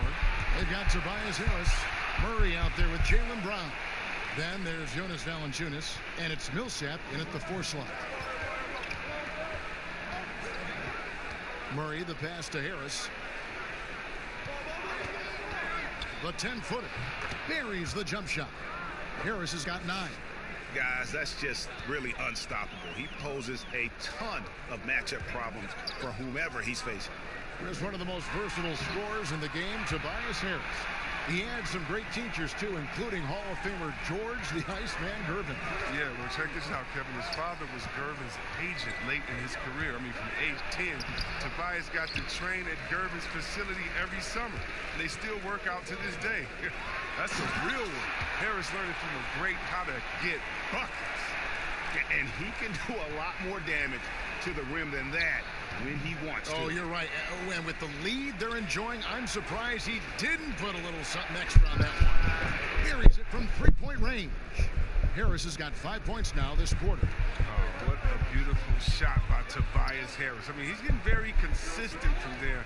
Now, it's just a matter of getting better and better. Snatched up. Allen. And then Allen slams it in. There it is, guys. One of those effort plays that makes a big difference in the game. And GA, it is definitely making a difference so far today.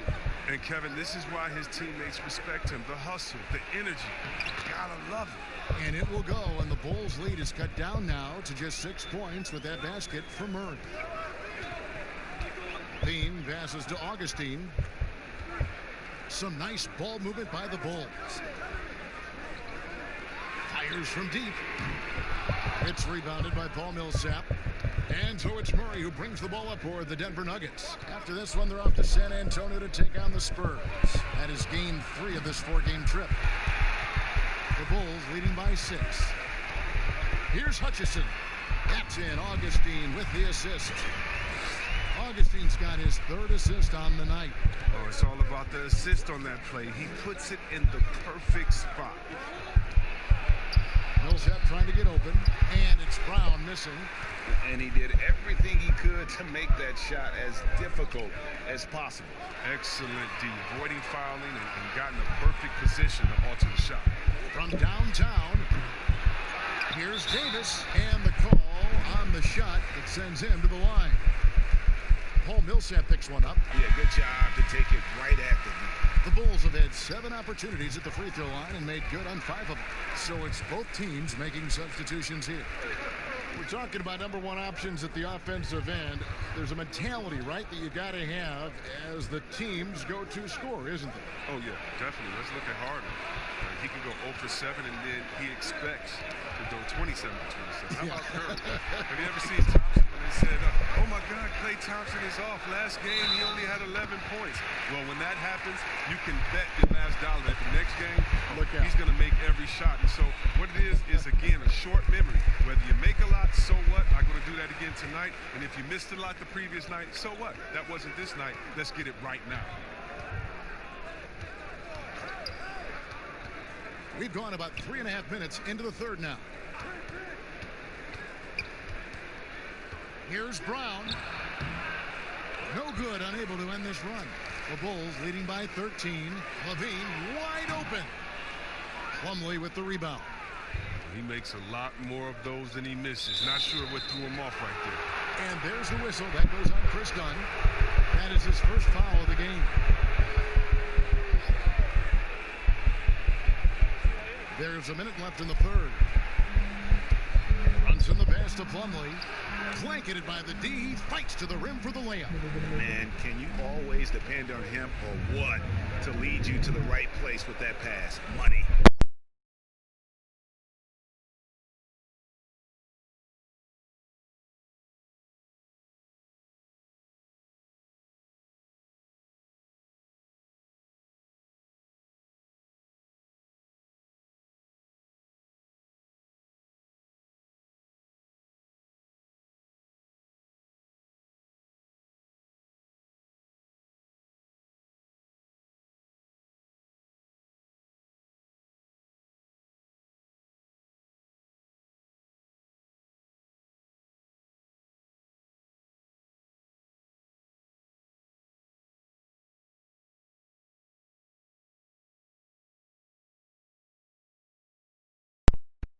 Very reliable when he steps back and takes the jump shot. Now here's Hardaway. From deep. And no good on the last second attempt this time. And so it's Chicago enjoying a 12-point lead as they talk things over during the break. And their ability to get points in the paint has... And let's take this chance now to show you the State Farm assist of the game. Just true artistry right there. I mean, great decision on where to go with the ball, and how about the perfect delivery? How about the unselfishness? Night in and night out, we see guys trying to force their own agenda. Not that time. And 1 quarter to go in a game that to this point has not been an evenly fought contest. Dunn and Levine are the guard set. Davis is out there with Valentine. And it's Gafford in at the 5 down low. So that's the 5 in the game for Chicago. Now Brunson. And the whistle blows on the backcourt violation. He went over and back. Yeah, with no defensive pressure at all, you've got to be able to make that exchange. Jamal Murray, he's checked in for Jalen Brunson.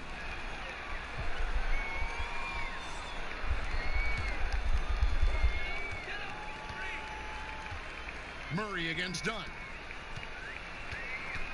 The dish to Valentine. Here's Davis. Shooting foul as the whistle blows. He'll shoot 2 free throws. Yeah, just nice strength there, and then just off with the shot. And that one falls for Anthony Davis. And when you watch the Bulls play, Chris, they just seem to lack an organizational direction. Yeah, Gia, you're right. I mean, the team committed to Boylan, to shape they're used. They don't seem to be interested in playing up-tempo or following any NBA trend. The distrust between players in the front office is not helping their recruiting of free agents. Yeah, a lot going wrong there. Good, nice play there from Vonleh. The tenacity on that interior, just battling, bringing that effort and will for second chance points. Thien passes to Davis. And they double up Davis. And there's the pass to Hutchison. Offline with his three. The Nuggets trail by 12. And Murray, here we go. Makes it off the glass. I love how creative Murray is with the ball, just dribbling through defenders like it's nothing. Thien passes to Gafford. Back to Levine from outside the arc. That's another one for him. His fifth in just 7 shots. The man has no heart, and that's poor defense for a team that has a long way to catch up. Yeah, D like that isn't going to get you back in the game. You have to stay connected to these shooters. Denver calls timeout. Hey, Chris, this year pioneer Chuck Cooper inducted into the Basketball Hall of Fame. Long overdue, wouldn't you say? Oh, yeah, definitely. I mean, he was the first African-American player ever to be drafted. I mean, let's just think about that. Jackie Robinson of basketball. He paved the way, and what he endured, and his teammates, by the way, of all colors, is well documented. And I think the Celtics need to, and I think they will retire his number 11 and have it hang up in that famed Raptors of theirs over there. I agree. Now let's go to the sideline and catch up with our Hall of Famer, David Aldridge. Hey, guys, I was able to catch what Mike Malone said to his team. To be honest, he was fired up. He asked his team, how badly do you want this? Because those guys over there, they're going to give it everything they've got, which means we have to do the same. See if they can match them emotion for emotion. Kevin? It's stolen by Valanciunas. Tipped away. Brown outside. And Zach LaVine gets the whistle that time. That's his first foul. See, Webb, if we lower the draft age back to 18, the league will take a larger role developing high school players. Your thoughts? Well, I think it could be a safety net. You know, so many kids are vulnerable at this time, and they don't have a system, and that's why everything's kind of been messed up for players trying to figure out what is the correct system. How do I really get immersed? I want to be in the NBA. What is the right way? And I think the younger you are, with the more direction that you have, it can only turn out to be a safer process, I would hope. And getting better pro-level training, too, coaching. Yeah, pro-level training, pro-level knowledge, pro-level relationships. I think it's a great thing by the league.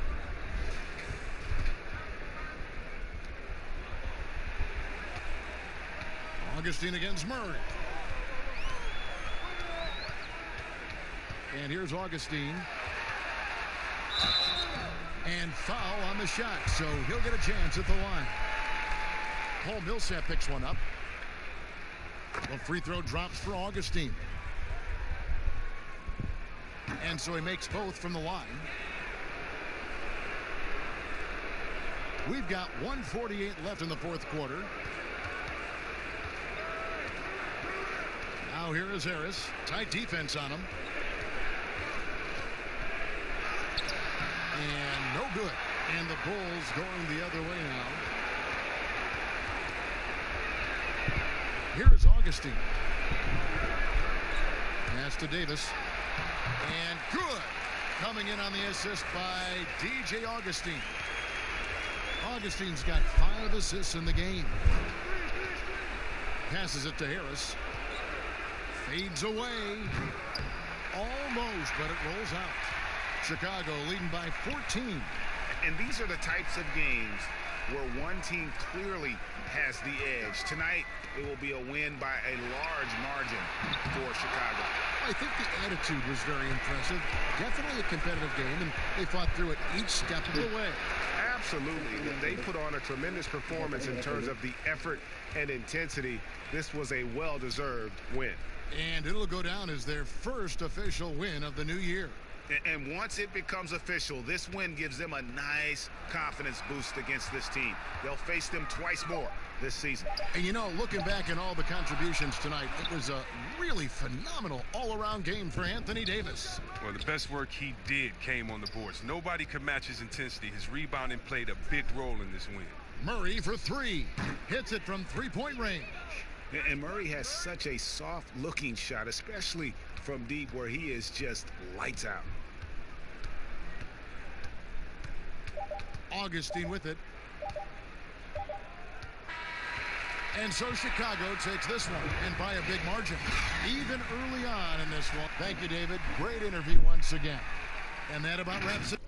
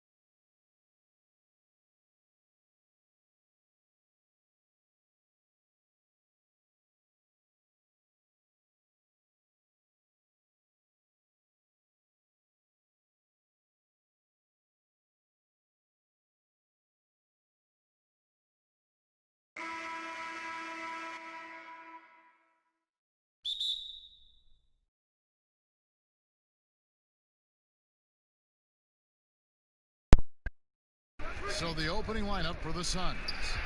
Rubio and Booker, they're the backcourt. Larry Nance out there with Ayton. And it's Oubre in at the 3 spot. And for the Magic, Fournier and Gordon on the wings. Andre Drummond is out there with Hachimura. And it's Russell in at the 1. Nance, no good. And so it's Drummond with it. He'll bring it up for the Orlando Magic. You look at the former All-Star Andre Drummond and the way he rebounds, Greg. He might be the best in the league in that department. I mean, few players in the history of the league can go off for 20-plus rebounds on any given night. Drummond's one of them. Attacks the glass on the offensive end so well. His offensive rebounding, for me, sets him apart. And now Russell pushing it up. No one back to stop him. Drops in the break. On both offense and defense. Pass to Ayton. And Ayton throws it down. Oh, you hear that sound? That's the flushing of the toilet right there. Greg, a fierce two-hander. Max Force throwdown. Now, here is Russell. He's coming off a 28-point game against Chicago. And he caused major problems with his defense as well. He had 4 steals by the time the game was over. Boy, I like how Gordon dishes the ball. When his teammates are open, he finds them on time and on target. And Rubio kicks to Nance. Now the pass to Booker. Suns moving the ball around. And stolen by Drummond. Russell with it. Now guarded by Booker. Floats one. Hachimura. He dents the rim with a two-handed slam. Wow. Yeah, you look at Russell, one of the things I like most about his game is this guy has great vision and passing ability. Nance outside. Pass to Oubre. He kicks it to Booker. Oubre passes to Ayton. It's hauled in by the Magic. That's the kind of D you need when he's got the ball near the hoop. They were all over it. And the story here, Kevin, early on is how well they've shot the basketball. Very high percentage so far, and if you want to start a game hot, that's the way to do it. Now, here's Rubio. He had a 21-point outing in their last game against Portland. And his scoring is going to get most of the attention, but his rebounding also stood out. He did a lot of glass cleaning in that game. And it's Russell missing. I didn't see that miss coming. I mean, he's usually been money from that range. Greg, for the Phoenix Suns, with a franchise-high 9-year playoff drought, there is pressure on this team to find their way out of that long rebuild. And their moves on draft night, they raised some eyebrows. They've got some young talent, but can new coach Monty Williams turn them into a winner? Long-suffering Suns fans certainly hope so. Now Booker following the three-point attempt by Aaron Gordon. And hard to decide which was better, the pass, the catch, or the slam. Oh, there's no wrong answer. Sensational alley-oop. Tell you what, you wouldn't know they're the team trailing when they're able to pull off plays like that. And now the first timeout called here for the Magic.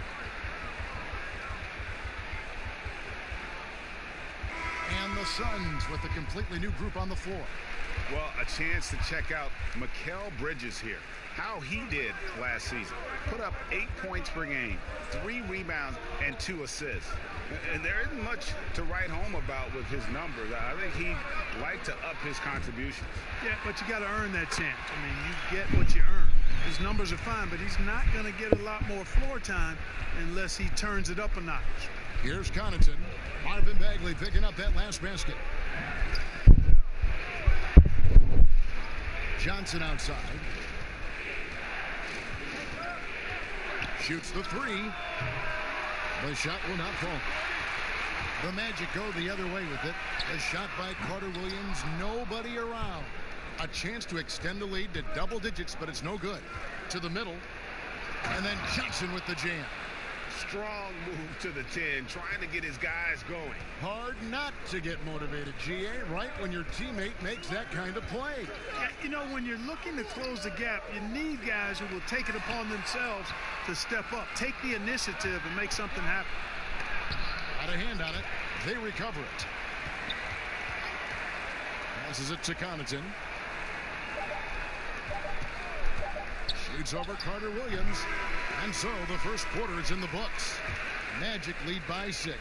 2K Sports back in a moment from the...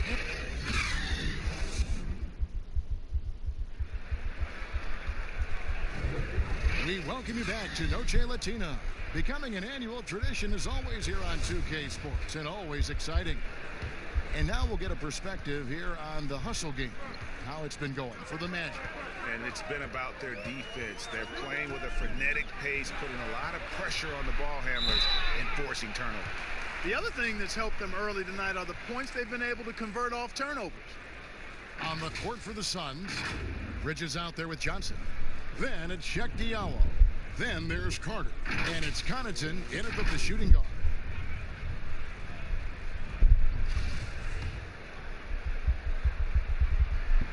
And the first one at the line is good. Oh, Clark, there's nothing like opening night. Preseason in the rearview mirror. Now the games count for real. Terrific time. Yeah, exciting for everybody because hope springs eternal for all teams in the league after you get beyond preseason. And the games do count. They start calculating and documenting W's and L's.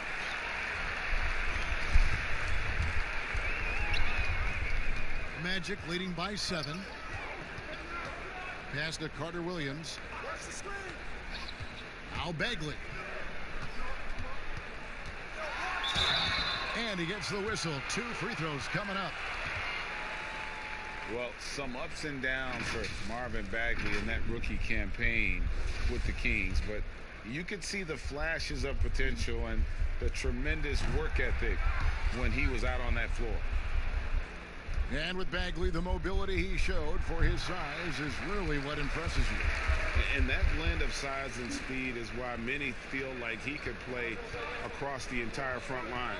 Wasn't in the Rookie of the Year race, but in a few years, he could be right there with the best of the best from that 2018 class. And Orlando has possession. Following this one, they get to host the Hornets. That'll be the last of 3 straight at home for the team. Boy, I like how Carter Williams spreads the ball around. I mean, he opens up a lot of opportunities for his guys to shoot it. Diallo kicks to Bridges. Back to Diallo. Just 5 to shoot. Here's Connaughton.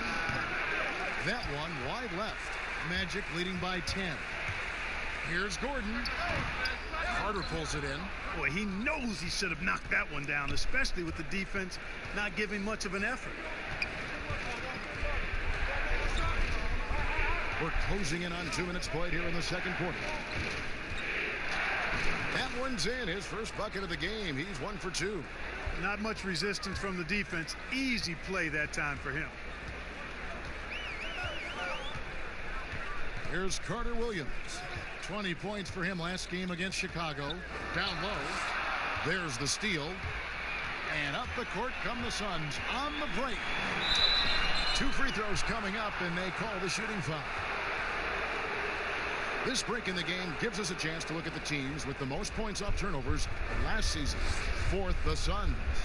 And they turned all those mistakes into points at the other end. That aggressive style really yielding big dividends. A big group substitution here for Phoenix. Andre Ayton's checked in for Johnson. Oubre comes in for Mikal Bridges. Devin Booker, he's checked in for Pat Connaughton. And Ricky Rubio subbed in for Carter. You know, you look at the floater. It's an effective shot for Russell. But when he doesn't want to go all the way to the rack, you got to have that in your book bag. With the shot. And it's off the back rim. No good. And so it's Russell with it. He brings it up for Orlando. Outside Fournier.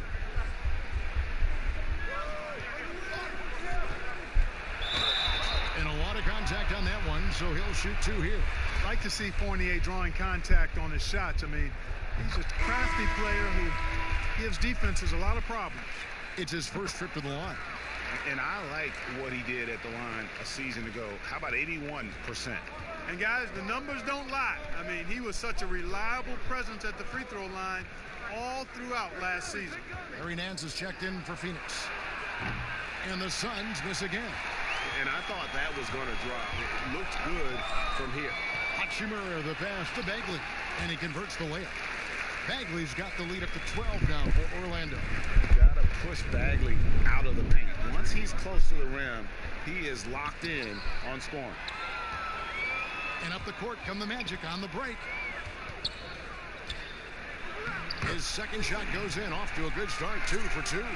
Just playing with poise and confidence, and they continue to put points on the board. Well, I like the way they're playing. A very smart first half. Quality shots, not wasting possessions. And Nance kicks to Booker.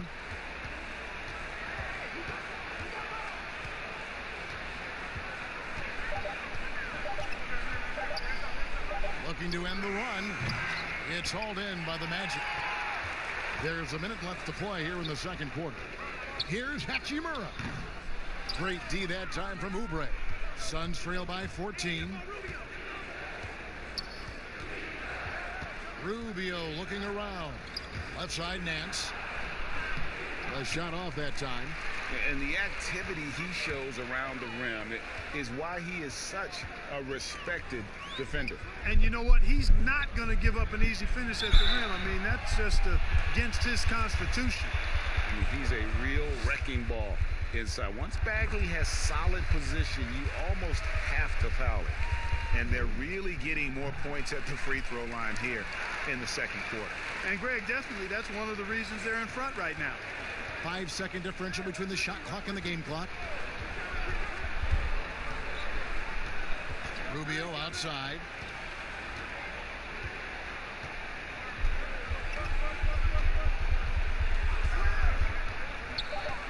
The Suns need to get a shot off. Whoops, there's the 24-second shot clock violation, so they'll turn it over.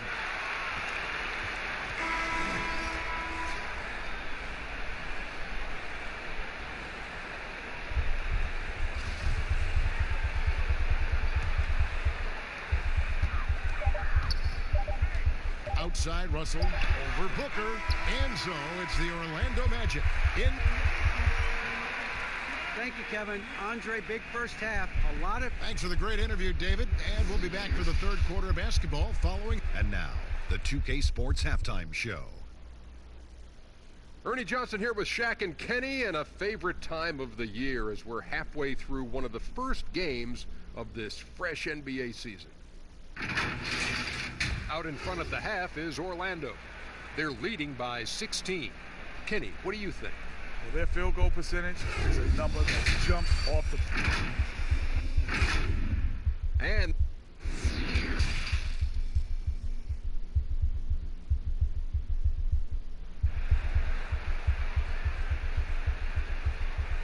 And after a very lopsided first half, we'll see if things play out a little more evenly here in the second. We're seeing a tremendous game from Marvin Bagley. And how about the amount he's contributing in the scoring column through 2 quarters? He has been terrific. And you know what? They've come at him a few different ways defensively, and nothing has slowed him down. And now let's check out the lineups courtesy of Gatorade, all fueled up and ready to go for the second half of basketball. On the court for Orlando, Fournier and Gordon on the wing. Marvin Bagley is out there with Andre Drummond, and it's Russell in at the 1 spot. Now Oubre still getting warmed up offensively. No scoring yet from him.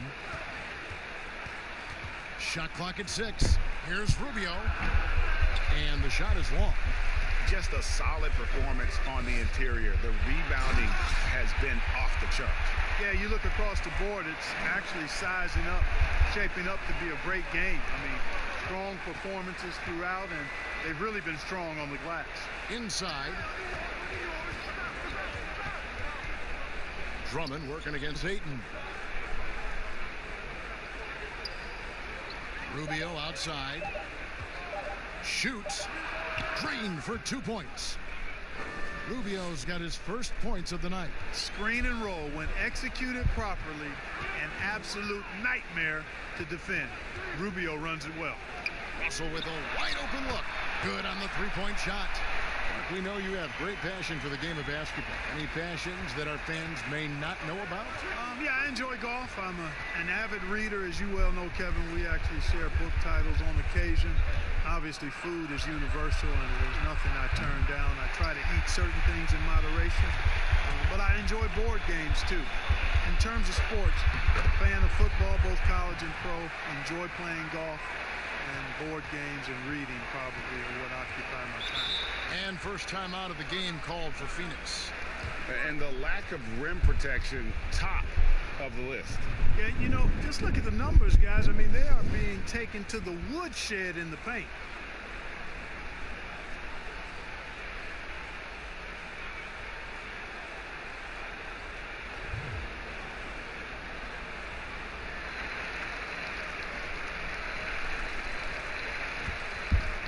Both teams deciding to change it up. And checking out some numbers for Gordon. Last year, getting it done. He was around 16 points per last year. 7 rebounds and 3 assists. And you talk about guys who just have a nose for putting up points. He is one of them. Yeah, he sure is, and he rarely has back-to-back bad games. If he has an off night, he usually follows that up with a big night. Russell finds Gordon. And there it is for him. They're finding lanes to the hoop now with consistency. 5 buckets in a row from the paint. And on the flip side, Greg, the defenders have to show more fight on the interior. They've got to offer more resistance here. Ayton dishes to Booker. And the 3 ball is good. Booker's got 5 points in the quarter. Oh, that's a terrific pass. Ayton, with the advanced skill level, he's just going to get better with time. Bounce pass from Drummond. Here's Gordon. And no good. Trying to use the glass. And he did everything he could to make that shot as difficult as possible. And you know what, guys? That will pump him up because he takes a ton of pride in what he does on defense. Diallo the pass to Johnson. Here's Connaughton. Shot from the top of the key. Second shot opportunity. And foul on the shot. He'll shoot 2 at the free throw line. Andre Drummond picks one up. You know, so much hype around Ayton. Has that rare combination of NBA-ready body, productivity, and upside. Last season, the Suns made DeAndre Ayton the #1 overall pick in the draft. They had no hesitation, Greg, in making that call. And when a player like Ayton, who was in the Rookie of the Year combo from the get-go, is available, you have to take it. Not only is the upside sky high for Ayton, but he was an impact player from day one for the Suns. Launches it. You can't get that one, and Phoenix will come the other way. Their next game is at the American Airlines Center in Dallas for a game with the Mavericks. That'll be the last game of their very short 3-game road tour. Diallo kicks to Connaughton. Carter for 3. Drills it from outside. Carter's got 5. The D just sagged off just enough and no hesitation on his part. Now here's Carter Williams. Guarded closer. He feeds it to Biyombo. Fournier gets a wide open look and misses it off the right side of the rim. And here are the Suns now. They've outscored them 10 points to 2 during this run. Carter outside. Stripped away. And so it's Orlando. Their lead at 15 going into the break. They've been putting on a clinic in the paint. Shots are falling with regularity, and they are pounding it down low. We'll take a quick break and then back to the action here.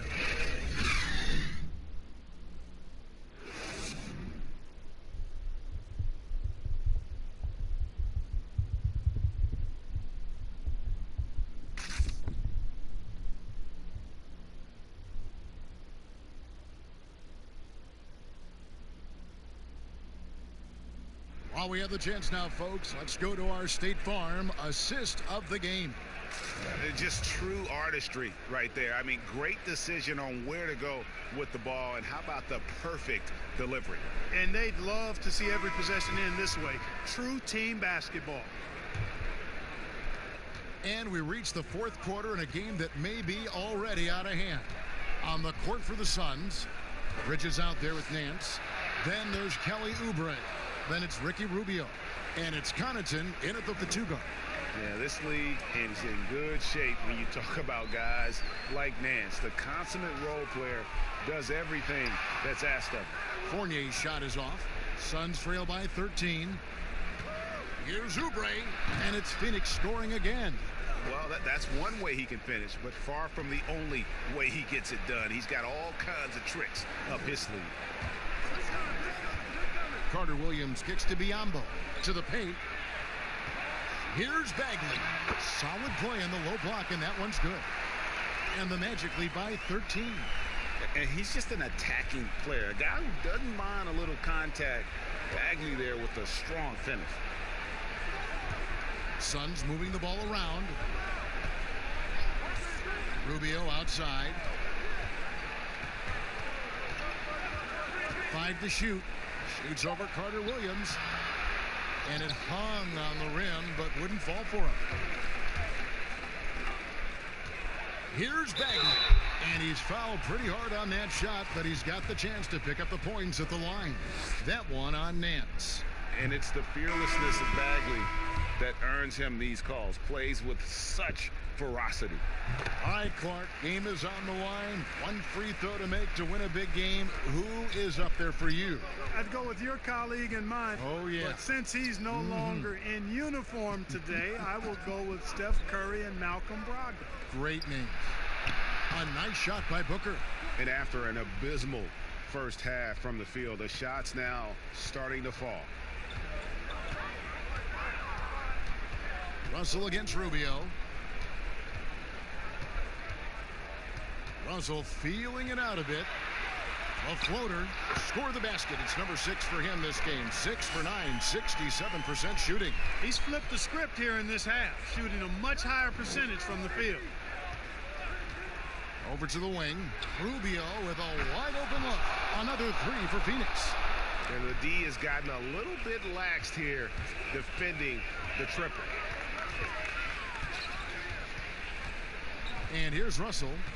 Outside Bagley. Back to Russell. And the slam dunk by Russell. You know, we've seen a big jump from Russell in terms of his production. Now he's a legitimate scorer who can dominate a game with his offense. To the right side. Rubio. Off the mark. Had a chance to trim it to single digits.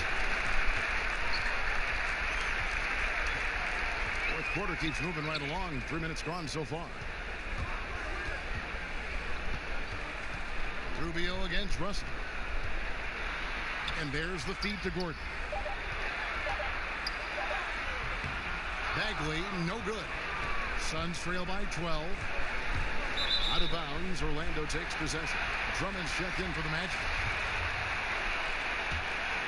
Orlando, they've gone 3 of 5 here in the fourth quarter. Pretty good numbers coming out of the break.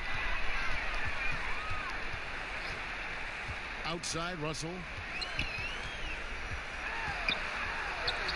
Lays it up off the glass. Russell's got 6 here in this quarter.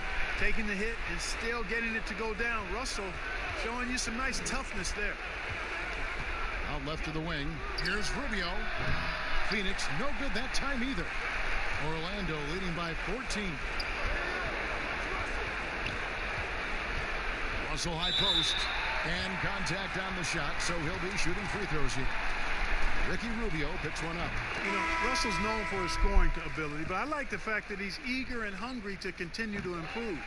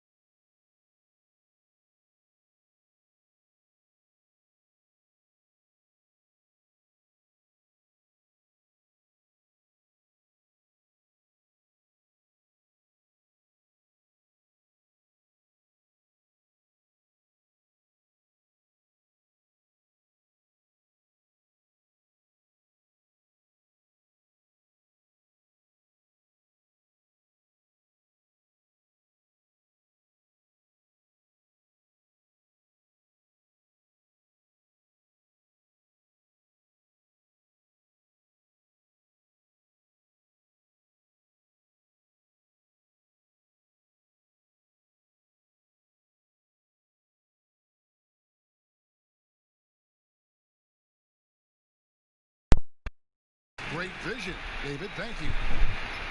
Now we have a moment to look at how the blocks have been stacking up over the past several months for Aldridge. We're just not seeing that same fierceness out of him defensively these last few months. He's lost a little bit of that intimidation factor. He's not blocking as many shots, and he's not making the same impact on that end of the floor. Let's check out Toronto's starting lineup.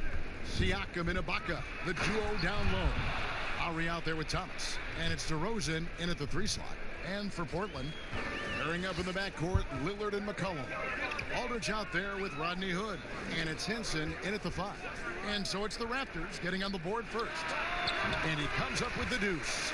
Doris, there is nothing like opening night in the NBA. Every fan base just teeming with optimism for the upcoming season. I think all of us are just so thrilled to have NBA basketball back. There's no losses in the losing column. Everybody's happy. Let's tip it off and go. And guys have that little step, and these first weeks of the season are always exciting. Oh, no doubt. Everybody's bursting with enthusiasm. Players are fresh. The Trailblazers shooting their first free throws of the game on this trip to the line. And they shot 81% from the line last season as a team. So you really can't find fault with what they're able to do there. Guys, how about the journey of the Raptors' Nick Nurse? So well traveled before taking the head job in Toronto. This guy has shown his worth. In his first season as a head coach in the NBA, it translates to a title. Absolutely incredible. Thomas with the steal. Passes to DeRozan. LaMarcus Aldridge grabs the miss. You're not going to see that very often. Plenty of space, but he just, let's face it, he whiffs on that. Got that one up quick. And Coach Nick Nurse paid some dues, Doris, before his turn as head coach of this Toronto team. Well, think about it. Early in his career, he's a player coach in the British Basketball League. Then he goes and establishes a G League franchise in his home state of Iowa. Then to lead that team to a title in 2011, join another G League team for the Raptors and win a title in 2013. Really an incredible journey, guys. Here's Lillard after the made shot from Kyle Lowry.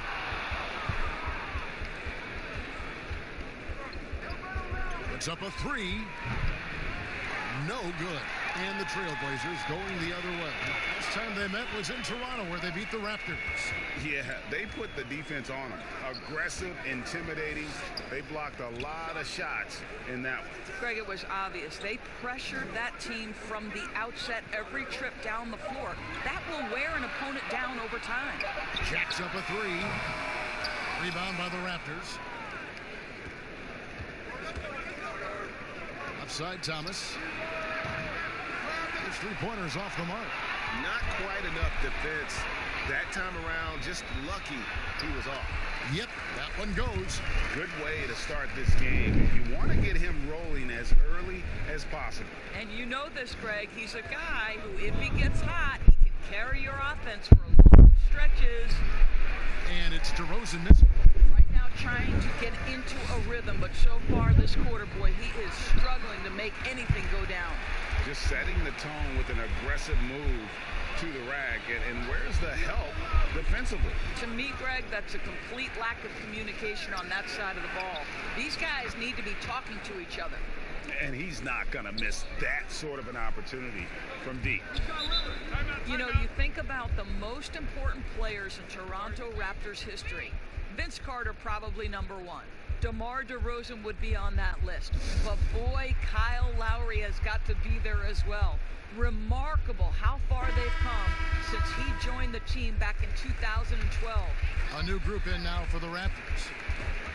1:16 left to play in the first quarter. Here's Trent. Portland again missing. He couldn't believe how open he was. He just couldn't convert it. Here's Hollis Jefferson. His last outing, he had 8 points. Outside DeRozan. 6 to shoot. Over McCollum. Gets the 14-footer to fall. DeRozan's got his second bucket of the night. Well, as always, that mid-range game of DeMar DeRozan, almost unstoppable. The 19-foot shot. Mills can't hit. Raptors leading by 3.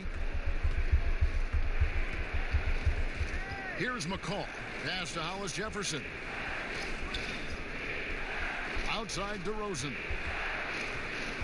Out to the right wing. Here's McCall. Good. And it's DeRozan picking up the assist. Boy, what a thing of beauty by DeMar DeRozan. His eyes are up. He locates his teammate. Just so pretty, Kevin. And the call is going to be, yes, it is, an illegal screen. Beyond the leaning, you could see his feet weren't set on that screen. Easy call. You know, he's just leaning a little bit. You try to get away with it, but boy, the official all over it. And he was able to put it up in time, but doesn't fall. And that does it for the first quarter. Toronto ahead. They're up by 5. And back with the start of the second quarter in just a moment.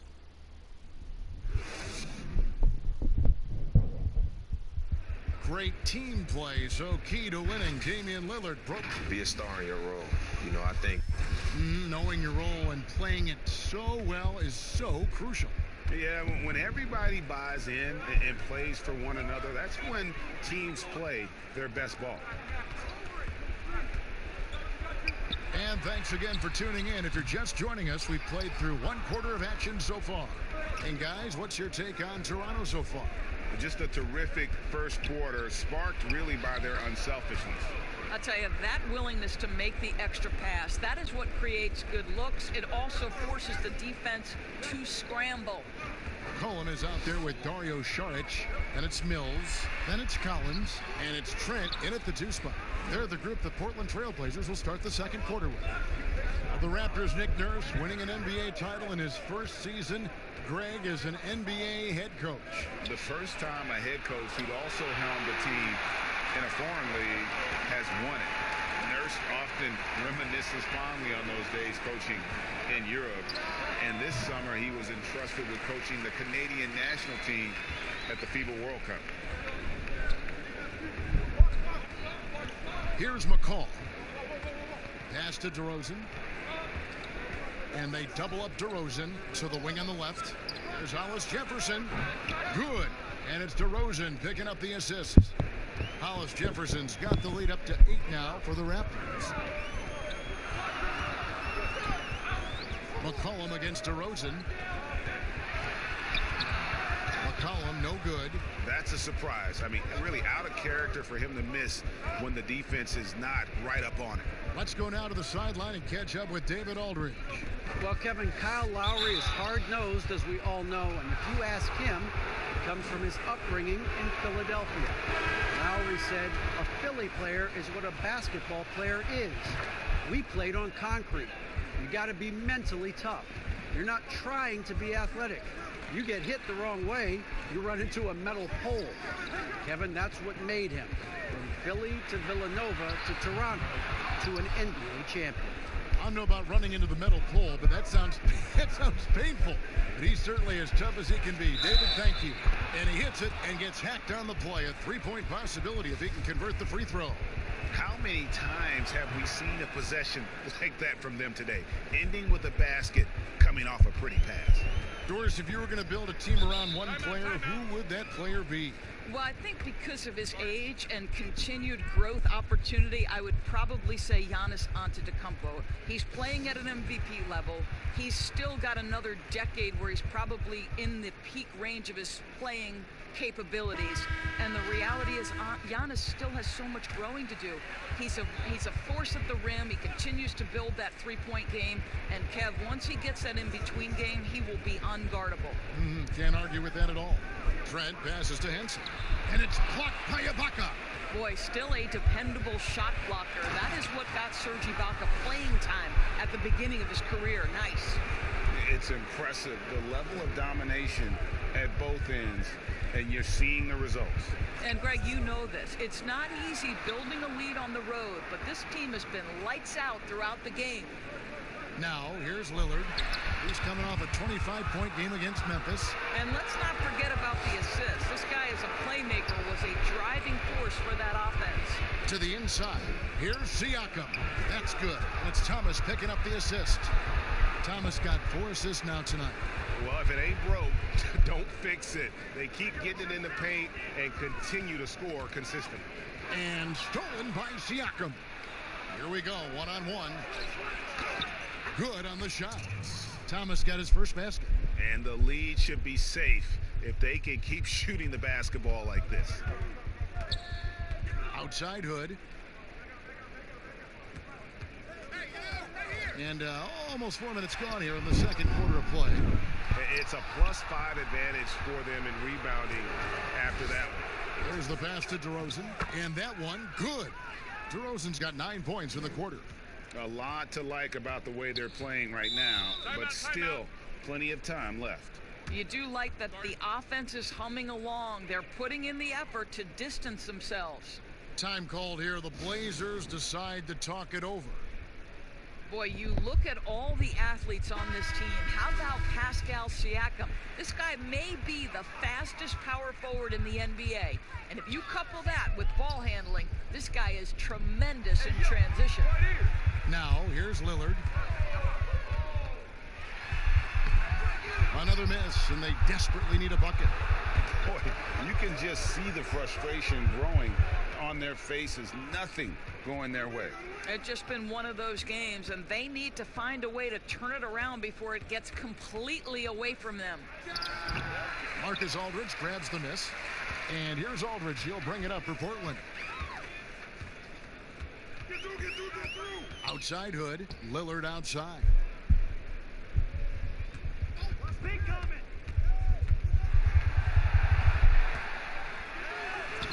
It's through for his second basket. He's now 2 for 6. And for someone who spends most of his time on the perimeter, Lillard's a terrific finisher inside. His moves to the basket aren't tentative. They are strong. The wide open look here for DeRozan. Here's Siakam. Uses the glass to finish the layup. Siakam's got his second basket of the night. And boy, he can see blood in the water attacking a somewhat helpless team right now. Well, you love that there's no let up in how they're playing. They want to dominate every aspect, including... Okay, David, much appreciated. And now time for halftime. So we'll be back in just a bit to get the third quarter. It's the 2K Sports Halftime Show. Ernie Johnson, the first quarter for the Raptors was fairly even. They saw their lead grow to a high water mark of... And that should...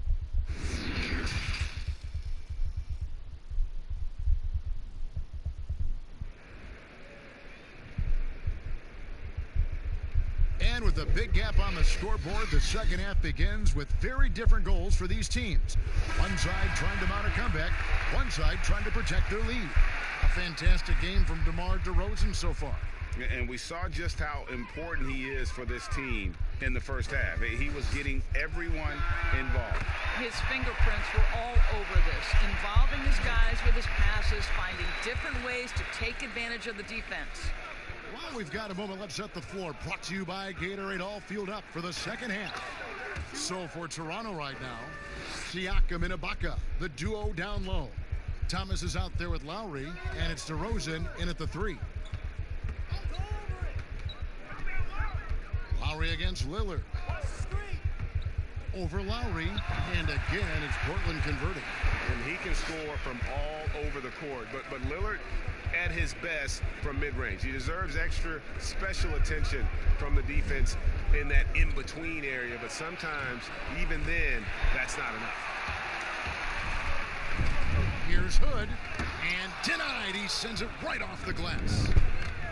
Just a solid performance on the interior. The rebounding has been off the charts. Well, the wingspan of Pascal Siakam makes that dunk look easy. Right around a minute and a half played here in the third quarter.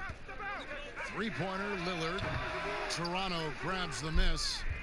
Siakam's got 4 rebounds now tonight. Thomas, and he gets contact and the whistle on the shot. 2 shots coming up.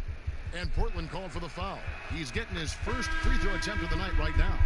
Doris, you graduated as your college's all-time assist leader. Talk about some of the key traits of a great playmaker.